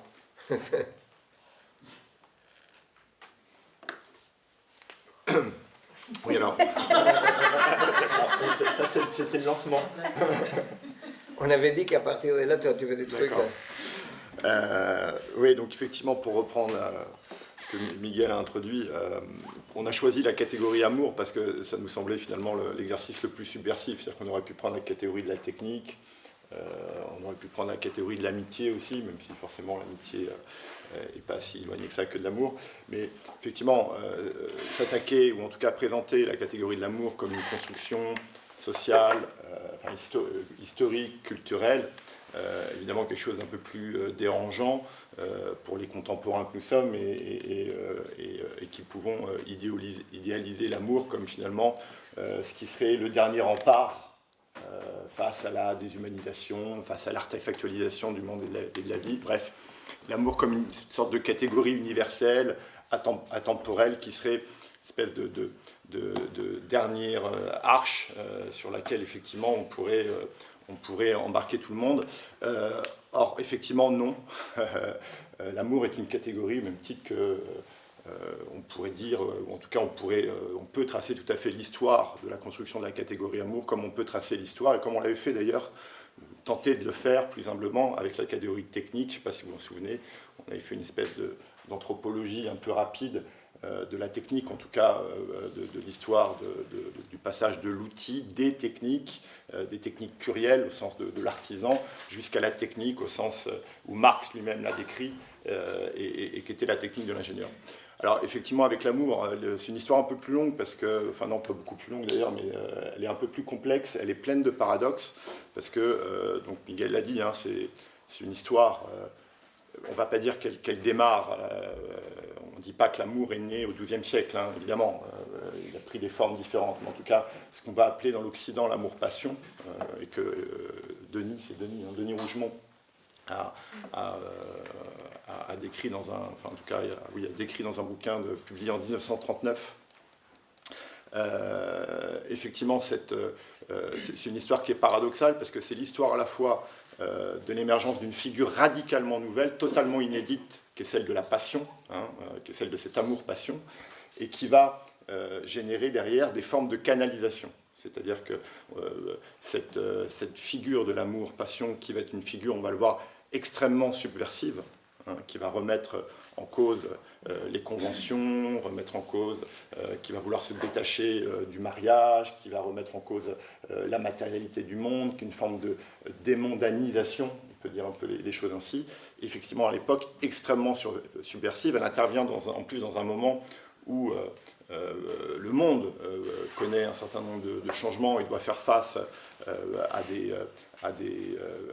des bouleversements, comme l'introduction de la monnaie, qui entraîne notamment l'apparition d'une nouvelle catégorie, qui est celle du bourgeois mercantile, hein, de la bourgeoisie commerciale, qui va commencer à remettre en cause les valeurs de la noblesse aristocratique. Bref, l'apparition de cette figure-là, de l'amour-passion, va entraîner des réactions pour la canaliser, pour la contenir, et notamment l'Église va faire un travail, enfin, va développer une sorte de puissance colossale, pour dire les choses ainsi, pour, d'une certaine manière, normaliser l'amour. Ce qui est vraiment même, c'est un coup de force qu'opère l'Église, qui pressent effectivement tout le caractère subversif de cet amour-passion. Je vais essayer de revenir après pour dire un peu quel est le contenu de cet amour-passion, qu'est-ce que ça signifiait. Mais l'Église va effectivement, à la fois sur un plan légal, à la fois sur un plan social et sur un plan théologique, idéologique, faire engager une profonde réforme pour normaliser l'amour, pour intégrer l'amour, notamment au sein du mariage. Donc c'est cette histoire-là, effectivement, qui va s'écrire et qui va se poursuivre aussi avec la modernité, qui va donner d'autres modèles, qui va nourrir, on va dire, ces formes de canalisation-là, qui est le résultat de l'amour et des paradoxes de l'amour tel qu'on le connaît aujourd'hui. Alors, l'amour-passion, ce qu'on va appeler l'amour-passion, il n'y a quasiment aucun doute on ne se trompe pas du tout lorsque on fait remonter l'émergence, l'avènement de cette figure au XIIe siècle. C'est à l'époque bien plus qu'une simple redéfinition de la relation entre les amants, hein. C'est pas seulement quelque chose qui relève de la question de la relation amoureuse entre un homme et une femme. C'est en fait vraiment l'apparition ça relève plutôt d'une sorte de l'amour comme quête de l'absolu. C'est-à-dire que, alors il faut aller lire les lettres d'Héloïse et d'Abélard, hein, on va en dire deux mots, mais c'est cet amour qui apparaît comme une sorte de relation mystique à l'être, hein, c'est-à-dire la relation mystique qui était avant séparée, qui n'est absolument pas liée à l'amour, là ici va devenir à la portée de l'humain. Hein, cette espèce d'expérience de l'absolu, d'expérience de l'homme dans sa relation à l'être avec un E capital. Et toute cette espèce de nouvelle érotique qui va postuler un amour, passion désenclavé de toutes les conventions sociales de l'époque, toute cette nouvelle érotique va être portée par une figure qu'en France on connaît bien, hein, on voit dans tous les livres d'histoire, qui est la figure des troubadours, des poètes troubadours. Et les poètes troubadours étaient au fait dans la pratique des messagers révolutionnaires, hein, c'est-à-dire c'était des gens qui portaient la révolte contre le régime, contre ce qu'on dirait l'ancien régime, bon, dans un certain sens, quoi, contre l'ordre établi, parce que les troubadours, ils parlaient de cet amour, mais qui regardait chacun de nous, vous comprenez, c'est-à-dire qu'il y a quand même un appel à une autre figure, vous voyez, et un appel à une autre figure, c'est-à-dire qu'on n'est plus les sujets de Dieu, hein. Vous voyez, par exemple, beaucoup de choses vont se jouer là-dedans, n'est-ce pas? C'est-à-dire l'idée de que le sacré puisse être chez un être semblable. Vous voyez, c'est-à-dire le fait que le sacré puisse être dans un être semblable. Beaucoup plus tard, les romantiques allemands vont dire, Novalis il va dire, est-ce que tu peux dire que tu aimes ton amant si tu ne trouves pas l'univers dans lui? Vous voyez, c'est-à-dire là, après, on va avoir un passage très drôle de Pascal, justement, qui explique ça d'une façon acide, non, comme Pascal le fait. Hein. C'est-à-dire qu'il dit, mais qu'est-ce que tu aimes dans la main, hein, qu'est-ce que tu aimes? Et tu aimes ce qu'avant, tu ne pouvais qu'aimer et respecter un Dieu, n'est-ce pas? Et alors là, il y a un déplacement qui est radical. Et les troubadours, effectivement, qui sont un tout petit peu à prendre dans les grands mouvements des grands hérétiques, les cathares aussi, n'est-ce pas? Ce sont des mouvements d'émancipation, de libération et de révolte très très grands contre ce qui était l'alliance par lignage, hein, l'alliance par lignage, hein, c'est-à-dire les gens sentaient comme toujours, comme toutes les espèces des mammifères en tous les cas, et même les pigeons et tous, les vertébrés disons quoi, sentaient des émotions très fortes pour des autres de la même espèce, n'est-ce pas? Mais c'est pas ce qu'on est en train de parler, c'est l'apparition de cette catégorie qui va ordonner les mondes à travers une autre vision, d'un autre point de vue, n'est-ce pas? C'est pour ça que c'est intéressant, les troubadours, vous savez, quand ils chantent à la belle, ben, la belle, c'est un foulard qui se balade là en haut, vous voyez, c'est-à-dire la belle, c'est pas pour rien que Don Quichotte, si vous avez lu les Quichottes, Dulcinée n'apparaît jamais. C'est-à-dire, Dulcinée, c'est une idée, n'est-ce pas? C'est-à-dire, et c'est pour ça qu'il aime Dulcinée, n'est-ce pas? C'est-à-dire, il adore Dulcinée. Et on va voir après, dans les lettres d'Abélard et Loïs, non, cette déclination. Non? Effectivement, il y a une articulation entre l'amour, enfin, tel qu'il est chanté, raconté par les troubadours, et à l'époque, l'hyperascétisme des cathares, qui, vous savez, va être combattu évidemment avec une violence par l'Église romaine, hein, par l'institution romaine.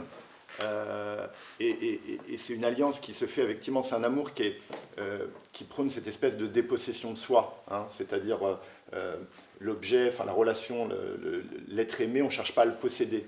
Il y a une sorte de, c'est un amour, effectivement, cette quête d'absolu qui entraîne, au contraire, et finalement on va voir en quoi c'est, de ce point de vue, plutôt éloigné avec, sans parler des conceptions, mais des pratiques amoureuses contemporaines, mais qui entraîne une sorte de processus de désubjectivisation, oui c'est ça, de désubjectivisation, j'arrive pas trop à dire le substantif, mais enfin, voilà, c'est un amour qui désubjectivise. Hein. Donc, c'est pour ça d'ailleurs que de Rougemont, lui, parlera d'amour de la mort, mais c'est pas tout à fait l'interprétation que Miguel en fait d'une part dans l'ouvrage, mais ça va être transposé un peu comme ça dans l'interprétation wagnérienne, comme ça, comme une question de mort en fait. Dans la philosophie romantique, dans l'amour-passion qui va naître avec le troubadour, à partir de la tradition d'Abélard, etc., l'évocation de la mort, toujours à côté de l'amour, n'est-ce pas? Et l'évocation justement d'une limite absolue, vous voyez, c'est-à-dire qui évoque la mort, ce qui refuse, c'est les avatars du quotidien, vous comprenez, c'est-à-dire on est là dans un au-delà, vous voyez, même dans la psychopathologie, la vérité c'est que très souvent on voit des patients comme ça qui sont obsédés par la mort, n'est-ce pas? Obsédés par la mort, ils disent, bon, je suis obsédé par la mort, ils pensent que... ils viennent vous voir, mais ils pensent que vous ne pouvez rien faire parce qu'ils savent une chose, ils vont mourir, n'est-ce pas? Et alors, c'est rigolo parce que c'est une sorte de mysticisme pathologique, non? Un petit mysticisme mais pathologique, non? C'est-à-dire sans les côtés, disons, romantiques et fantastiques. Pourquoi? Parce que qui est obsédé par la mort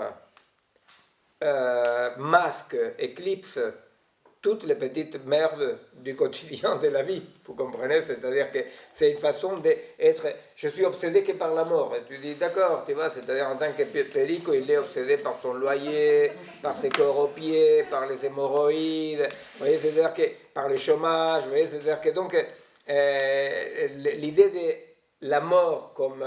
toujours cette présence comme ça dans l'amour, passion, que même jusqu'à Novalis, Ordeling, et là, c'est pour évoquer quelque chose qui n'excède pas au relatif, quoi. Vous voyez, c'est pas un truc morbide, il n'y a pas un truc morbide de vraiment mourir dans ce que peut signifier, bon voilà, l'effet de clamser, quoi. C'est pas clamser, c'est n'accepter aucune limite. Parmi les limites qu'il n'accepte pas, c'est que la bonne femme soit quelqu'un non plus, vous voyez, c'est-à-dire que on aime Dulcinée, mais Dulcinée...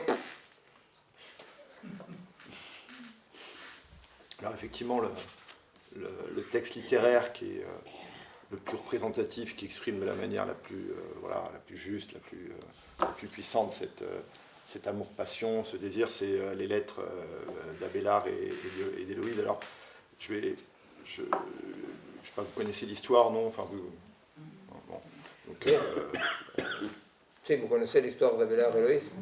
Bon, Héloïse, c'est vraiment c'est une jeune fille de 18 ans, voilà, c'est une féministe avant l'heure, elle joue de la musique, elle étudie, voilà, alors elle vit chez son oncle, qui est un chanoine, et elle entend parler d'un jeune théologien, enfin plus très jeune. Non, pas jeune du tout, il avait 40 ans. Mais à l'époque, c'était un vieux. Déjà, voilà, c'est parce que... C'était un vieux rebelle, philosophe qui absolument... 40 ans, c'est pas vieux. Hein? À l'époque, c'était vieux. Mais c'est gentil. Ça les console. Ça me console. Mais à l'époque, c'était vieux. C'était vieux. Donc voilà, elle entend parler de ce théologien, philosophe, révolutionnaire, et donc elle demande à son père, à son oncle de lui présenter. Je crois même qu'Abélard vit chez eux. Abélard vient donner des leçons, vient de donner des leçons de philosophie, qu'après, par les lettres d'Héloïse, on apprendra que... Oui, voilà. C'était de la philosophie appliquée. Donc voilà, ce qui...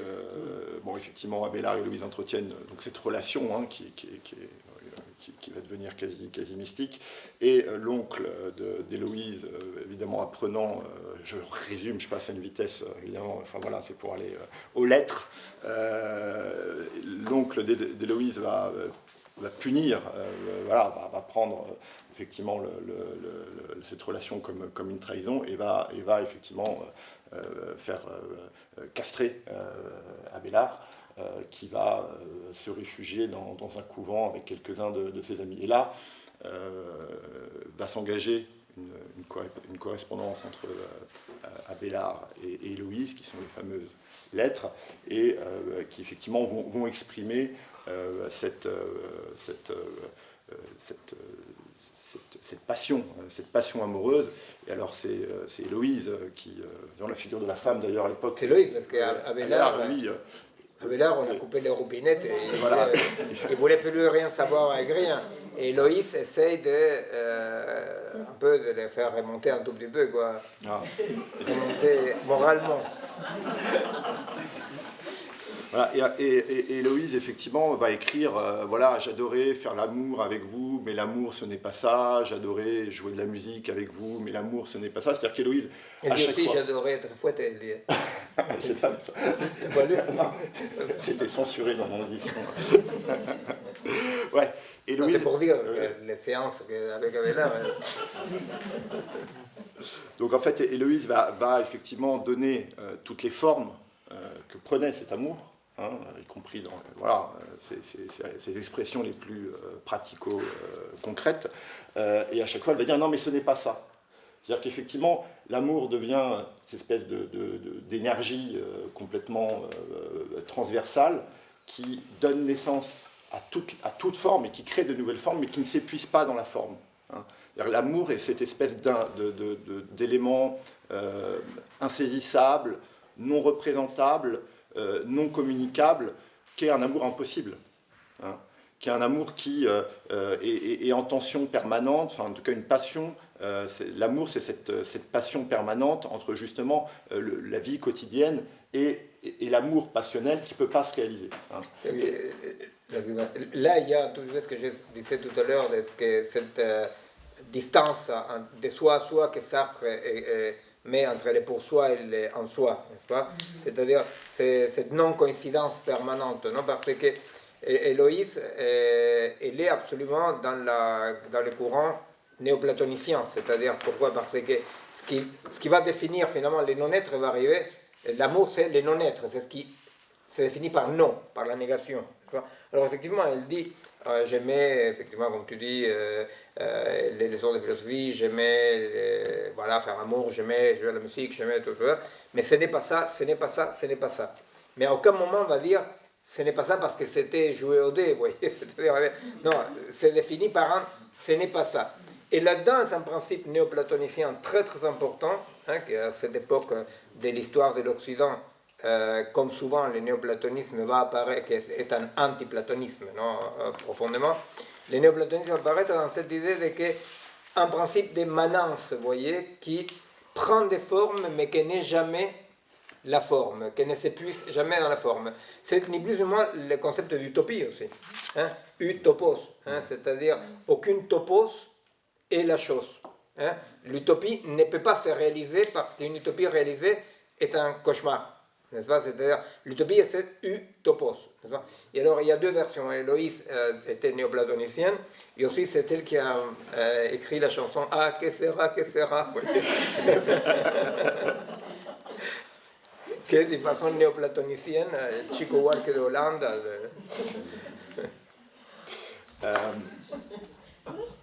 Donc,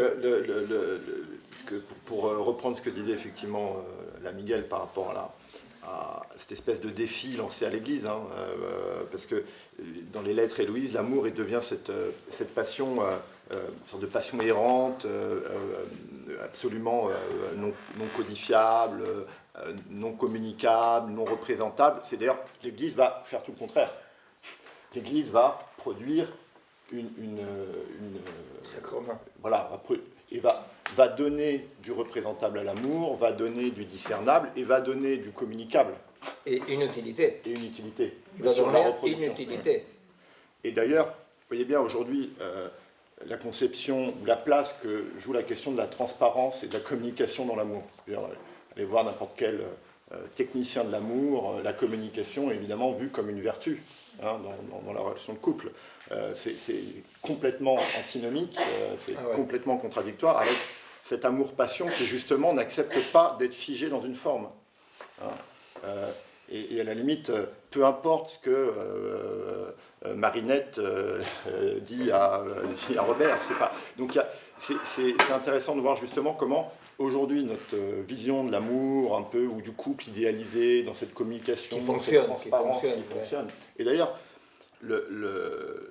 c'est ce qu'opposent les hérétiques, les cathares à l'Église, c'est-à-dire que chez les cathares, le bien n'est pas nommable, le bien n'est pas représentable. Ça, c'est le noyau néoplatonicien. Voilà. Et l'Église, c'est tout l'inverse. Le bien est ce qui est communicable. Et c'est parce qu'il est communicable qu'il est le bien. Pensez au rôle de la confession. Voilà. Le péché est pardonné dès lors qu'effectivement il est exprimé, qu'il est communiqué. Donc j'insiste un peu là-dessus, mais c'est parce qu'effectivement, je ne crois pas que cette capacité, vous comprenez à l'époque le risque que ça pouvait représenter pour une institution comme l'Église, de voir cette érotique, de voir cette théorie de l'amour se répandre dans une société qui elle-même était traversée par des transformations sociales fondamentales qui touchaient Là, par rapport à l'amour, quand l'Église réagit, c'est une réaction très intéressante. C'est la même réaction que, d'une façon plus petite, c'est ce que est en train de faire Francisco, non, au Vatican aujourd'hui, non? C'est-à-dire que, vous comprenez, l'amour, passion va apparaître, comme l'a dit tout à l'heure Bastien, à un moment dans lequel des lieux de pouvoir se déplacent, n'est-ce pas? C'est-à-dire les aristocrates, les princes, tous les petits commencent à perdre le pouvoir, etc. parce qu'ils commencent à voir une nouvelle race méprisable de bourgeois, citadins qui sont dessous. Il y a de la main-d'œuvre qui va vers les villes, il y a les corporations qui se forment. Et c'est dans ces moments-là qu'il y a cette nouvelle canalisation de cette intensité, en disant c'est l'amour-passion, c'est-à-dire les individus s'aiment. Et pourquoi ils s'aiment? Par quelque chose qui n'est pas nommable, c'est les affinités électives. Hein, les affinités électives, qui est un concept, bien entendu, de l'alchimie. Hein. L'alchimie dit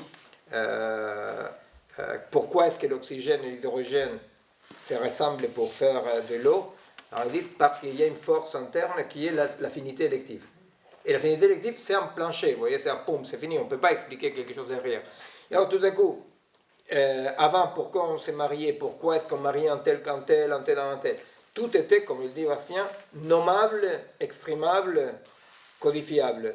Avant que tout à coup apparaître quelque chose qui est un noyau, vous savez, les dogmes, non, qui est le non explicable de la raison de Dieu, non, cette éclipse-là va passer à l'humain en tant que sujet.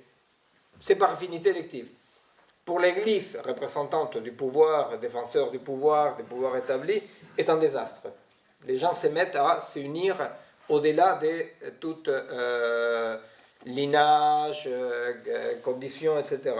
Et alors on dit, bon, mais voilà, très bien, les humains veulent s'unir au-delà du lignage, au moins qu'ils s'unissent par l'Église.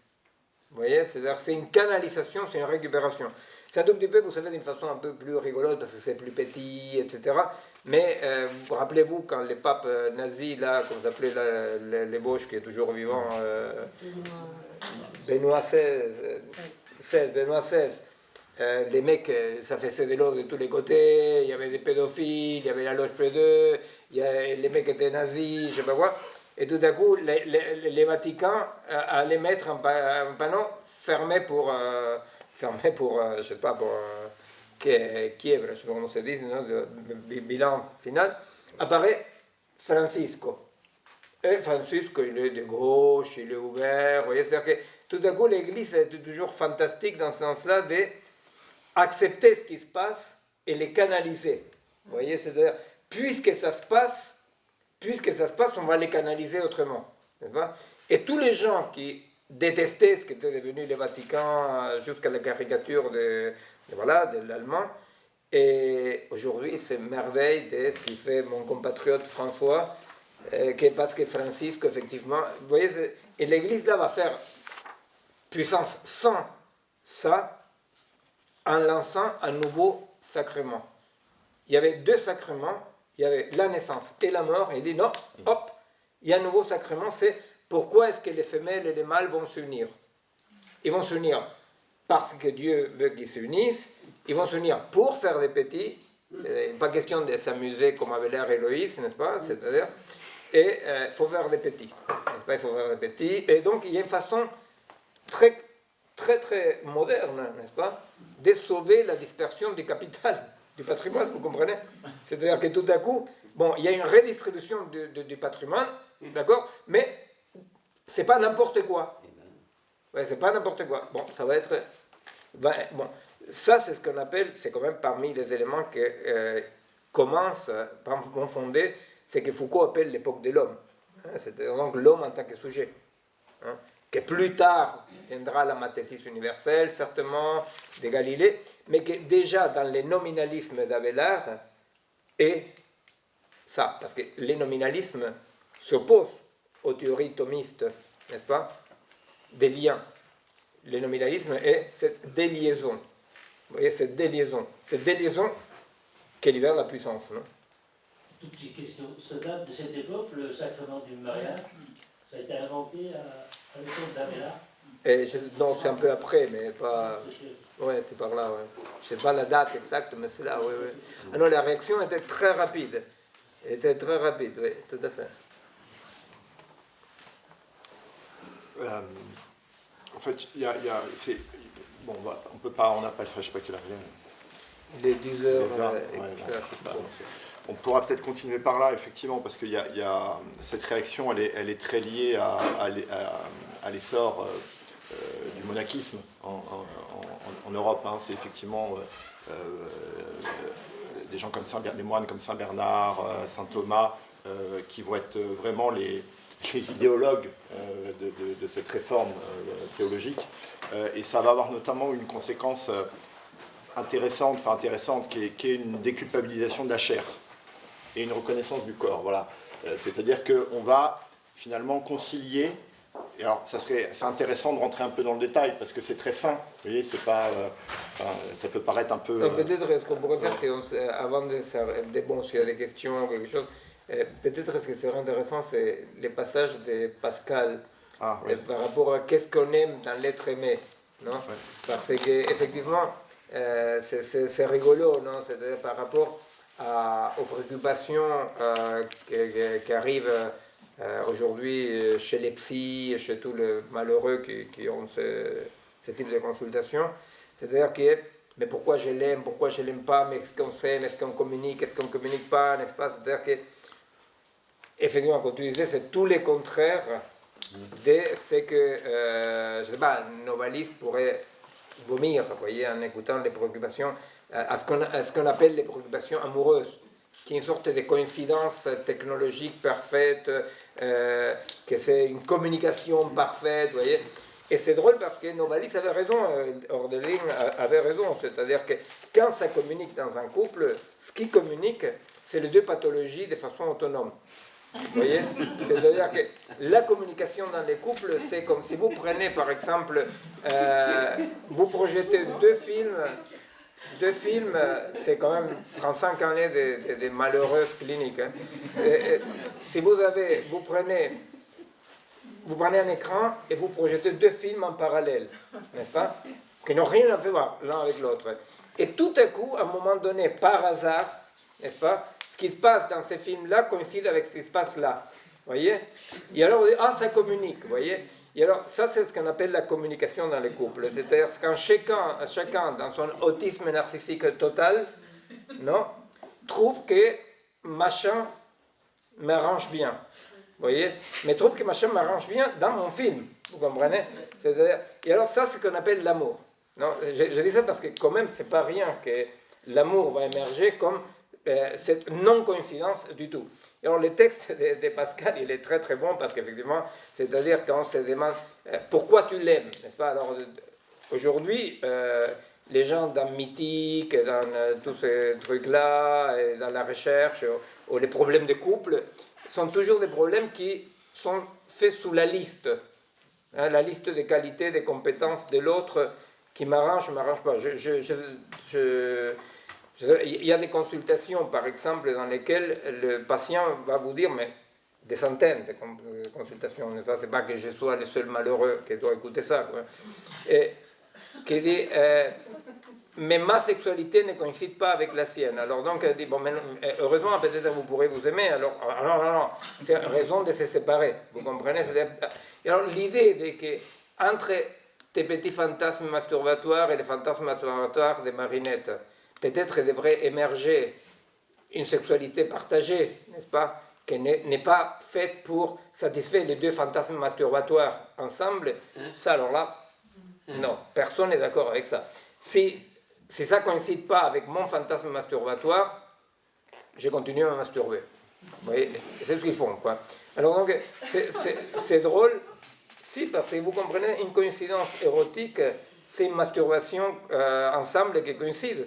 Vous voyez, c'est-à-dire, chacun trouve son compte, et c'est ce que Laurent Alexandre, dans son dialogue avec Jean-Michel Besnier, dit, les machines à faire l'amour.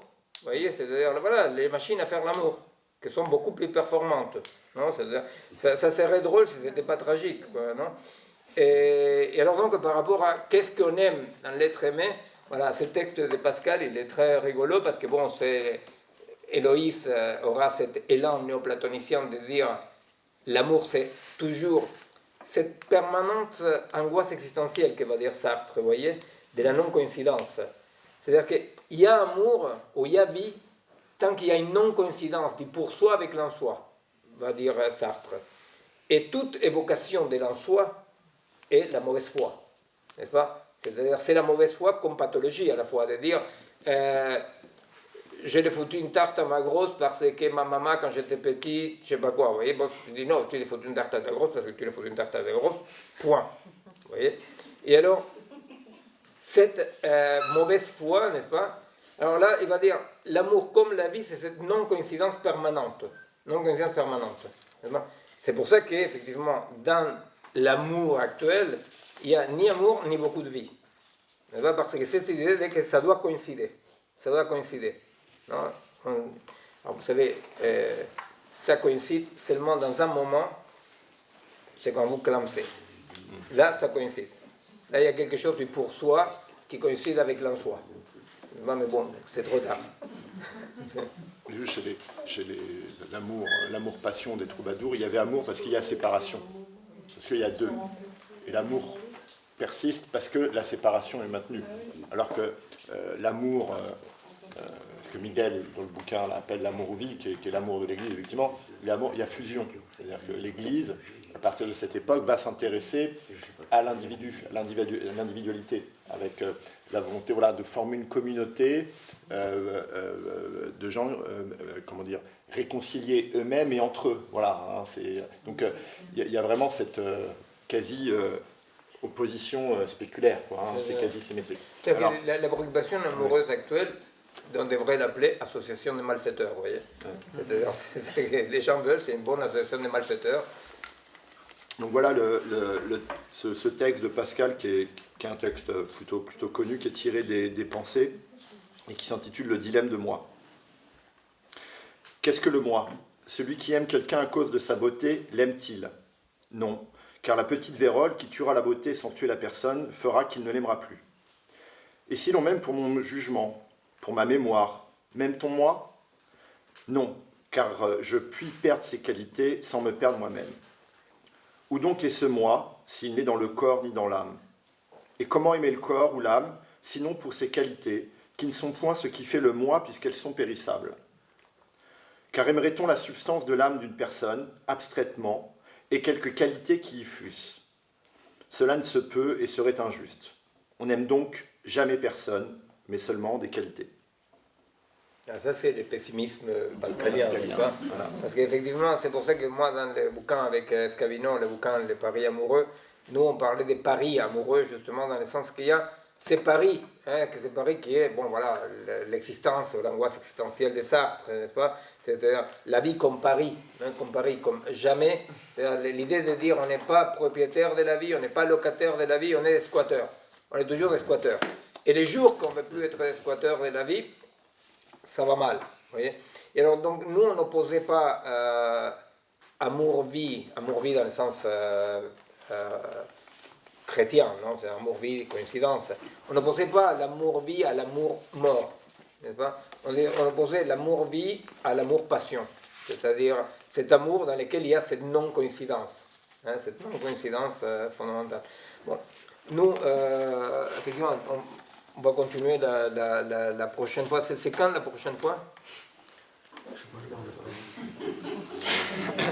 Tout le monde le sait. Vous partez pas en Amérique latine? Je pars à Buenos Aires, mais il y a une prochaine fois avant. Je te dis ça. C'est Montaigne, non, qui dit la même chose? C'est quoi? Comment? C'est Montaigne qui dit la même chose. Et Miguel. Ah, c'est, oui. 11 avril. Oui. Bon, non, je ne sais pas si quelqu'un veut... on laisse quelques minutes juste pour... Si quelqu'un veut proposer quelque chose pour la prochaine fois, si... Montaigne, il disait à propos de la Boétie, quand on lui disait pourquoi... Voilà, il disait parce que c'était lui, parce que c'était moi. Voilà. C'est-à-dire, c'est quand on voit tout le monde reçoit, je pense, sur l'ordinateur des différents clubs, c'est-à-dire on choisit le partenaire comme une marchandise. Voilà. On choisit le partenaire comme une marchandise parce que on se vit comme une marchandise. Hein, c'est un point qu'on voulait évoquer, mais bon, la prochaine fois, qui est cette promiscuité avec soi. Hein, c'est-à-dire que ce que Sartre va appeler, c'est compréhensible, ce que Sartre appelle la mauvaise foi, c'est-à-dire la mauvaise foi sartrienne, c'est de dire j'ai fait ça parce que, n'est-ce pas, et nier cette tension de l'existence dans laquelle tout ce que tu étais, tous les déterminants que tu as eus font partie de l'en-soi. Mais il y a cette non-coïncidence de l'en-soi avec le pour-soi. Vous voyez? Alors donc, effectivement, la promiscuité avec soi, c'est la façon dont moi je propose de nommer, hein, on a commencé à travailler avec Bastien là-dessus, c'est-à-dire que moi je propose de nommer la promiscuité avec soi, c'est plutôt quelque chose que moi j'ai sorti de ma pratique clinique, hein, de voir comment les gens vivent dans une promiscuité avec soi-même. Et la promiscuité avec soi-même, c'est justement cet refus d'assumer ses pour soi comme angoisse existentielle, comme permanente existence, comme, dirait Leibniz, effort pour être, n'est-ce pas? Ou l'effort pour rester dans son conatus, que dirait Spinoza, vous voyez, c'est-à-dire que tous, ils ont vu qu'il y avait là quelque chose à tenir. Cet tenir-là, qui ne coïncide pas, n'est-ce pas? Et alors donc, bon voilà, on va les voir la prochaine fois, mais effectivement, par rapport à continuer même avec l'amour, hein, c'est-à-dire que cette question de la promiscuité avec soi, hein, ça semble bizarre, et il y a quelque temps, je parlais même avec un ami philosophe, et je disais, la promiscuité, il disait la promiscuité c'est avec quelqu'un d'autre, n'est-ce pas? Et oui, justement, parce que la non-coïncidence fait que soit comme un autre à la fois, vous comprenez? Or, tout dans le monde actuel nous pousse à cette promiscuité avec soi. Vous voyez, c'est-à-dire cette vision panoptique de soi, cette vision évaluative de soi, cette vision performante de soi, dans laquelle on pourrait faire une liste de ce qui constitue notre soi. Eh bien, la liste de ce qui constitue notre soi, c'est justement les contraires éthiques de l'éthique d'Héloïse. Parce que la vérité, c'est que l'éthique d'Héloïse, Abélard, il ne voulait plus rien savoir. Hein. Mais l'éthique d'Héloïse, qui dit, mais ce n'est pas ça, mais ce n'est pas ça. Vous voyez? Or, vous voyez bien comme aujourd'hui, dans ce monde panoptique, de tout mesurable, n'est-ce pas, de ces côtés ludiques, hein, c'est-à-dire de tout connaître de soi, etc., il y a cette promiscuité avec soi qui est symétriquement opposée à l'éthique néoplatonicienne d'Héloïse, parce qu'il dit, moi je suis ça, ça et ça, n'est-ce pas? Et quand dans les couples, ça ne fonctionne plus, ça ne fonctionne plus, non pas, effectivement, quand on dit, bon, je vais connaître quelqu'un qui a telle condition, c'est parce que déjà préalablement, on se pense et on agit avec soi-même comme une liste dénombrable des compétences, des qualités, n'est-ce pas? Que c'est un tout petit peu cette horreur des directeurs des ressources humaines quand il vous dit donnez-moi des qualités positives, donnez-moi des qualités négatives, et les mecs se croient très, très malins, et c'est l'horreur, c'est la barbarie, c'est le fascisme actuel, n'est-ce pas? Parce qu'effectivement, c'est dire à l'autre fais le mort. C'est dire à l'autre fais le mort. Parle de toi en étant mort. Et cette mort-là est l'intimité, la promiscuité avec soi. Vous voyez, cette promiscuité qui est cette non-distance, cette incapacité d'avoir une distance avec soi. Non? Qu'est une distance? Je vous rappelle que Sartre il dit cette distance est faite de rien. Mais c'est rien, c'est les néants, effectivement, c'est rien fait tout. Hein? C'est rien fait tout. C'est-à-dire, les garçons de café, c'est prend pour un garçon de café, c'est pas qu'il est 007, vous voyez. C'est-à-dire, simplement, jamais les garçons de café coïncident avec les garçons de café. Mais cette non-coïncidence, vous voyez, c'est un peu ce qu'on voulait aussi parler par rapport à, et la prochaine fois, on pourrait reprendre par rapport à Simone de Beauvoir, hein, par rapport aux catégories. Hein, c'est-à-dire, quand elle dit on n'est pas femme, on le devient, n'est-ce pas? Ça veut dire qu'effectivement, ça ne coïncide pas. Il n'y a pas une essence en soi de la femme qui coïncide avec les pour soi. Et c'est là où il y a la base de l'oppression, dire tu es femme, tu es homme, tu es ci, tu es... Vous voyez, c'est-à-dire il y a quelque chose, que c'est ce que tu disais tout à l'heure, c'est la tendance actuelle. Tout le monde cherche à avoir ses identités. Hein, tout le monde est très inquiet de ses identités. Hein, et sont des identités absolument de mauvaise foi et mortifères. Non, parce que toute identité ne peut avoir un sens que comme un en soi non coïncidente avec ses pour soi.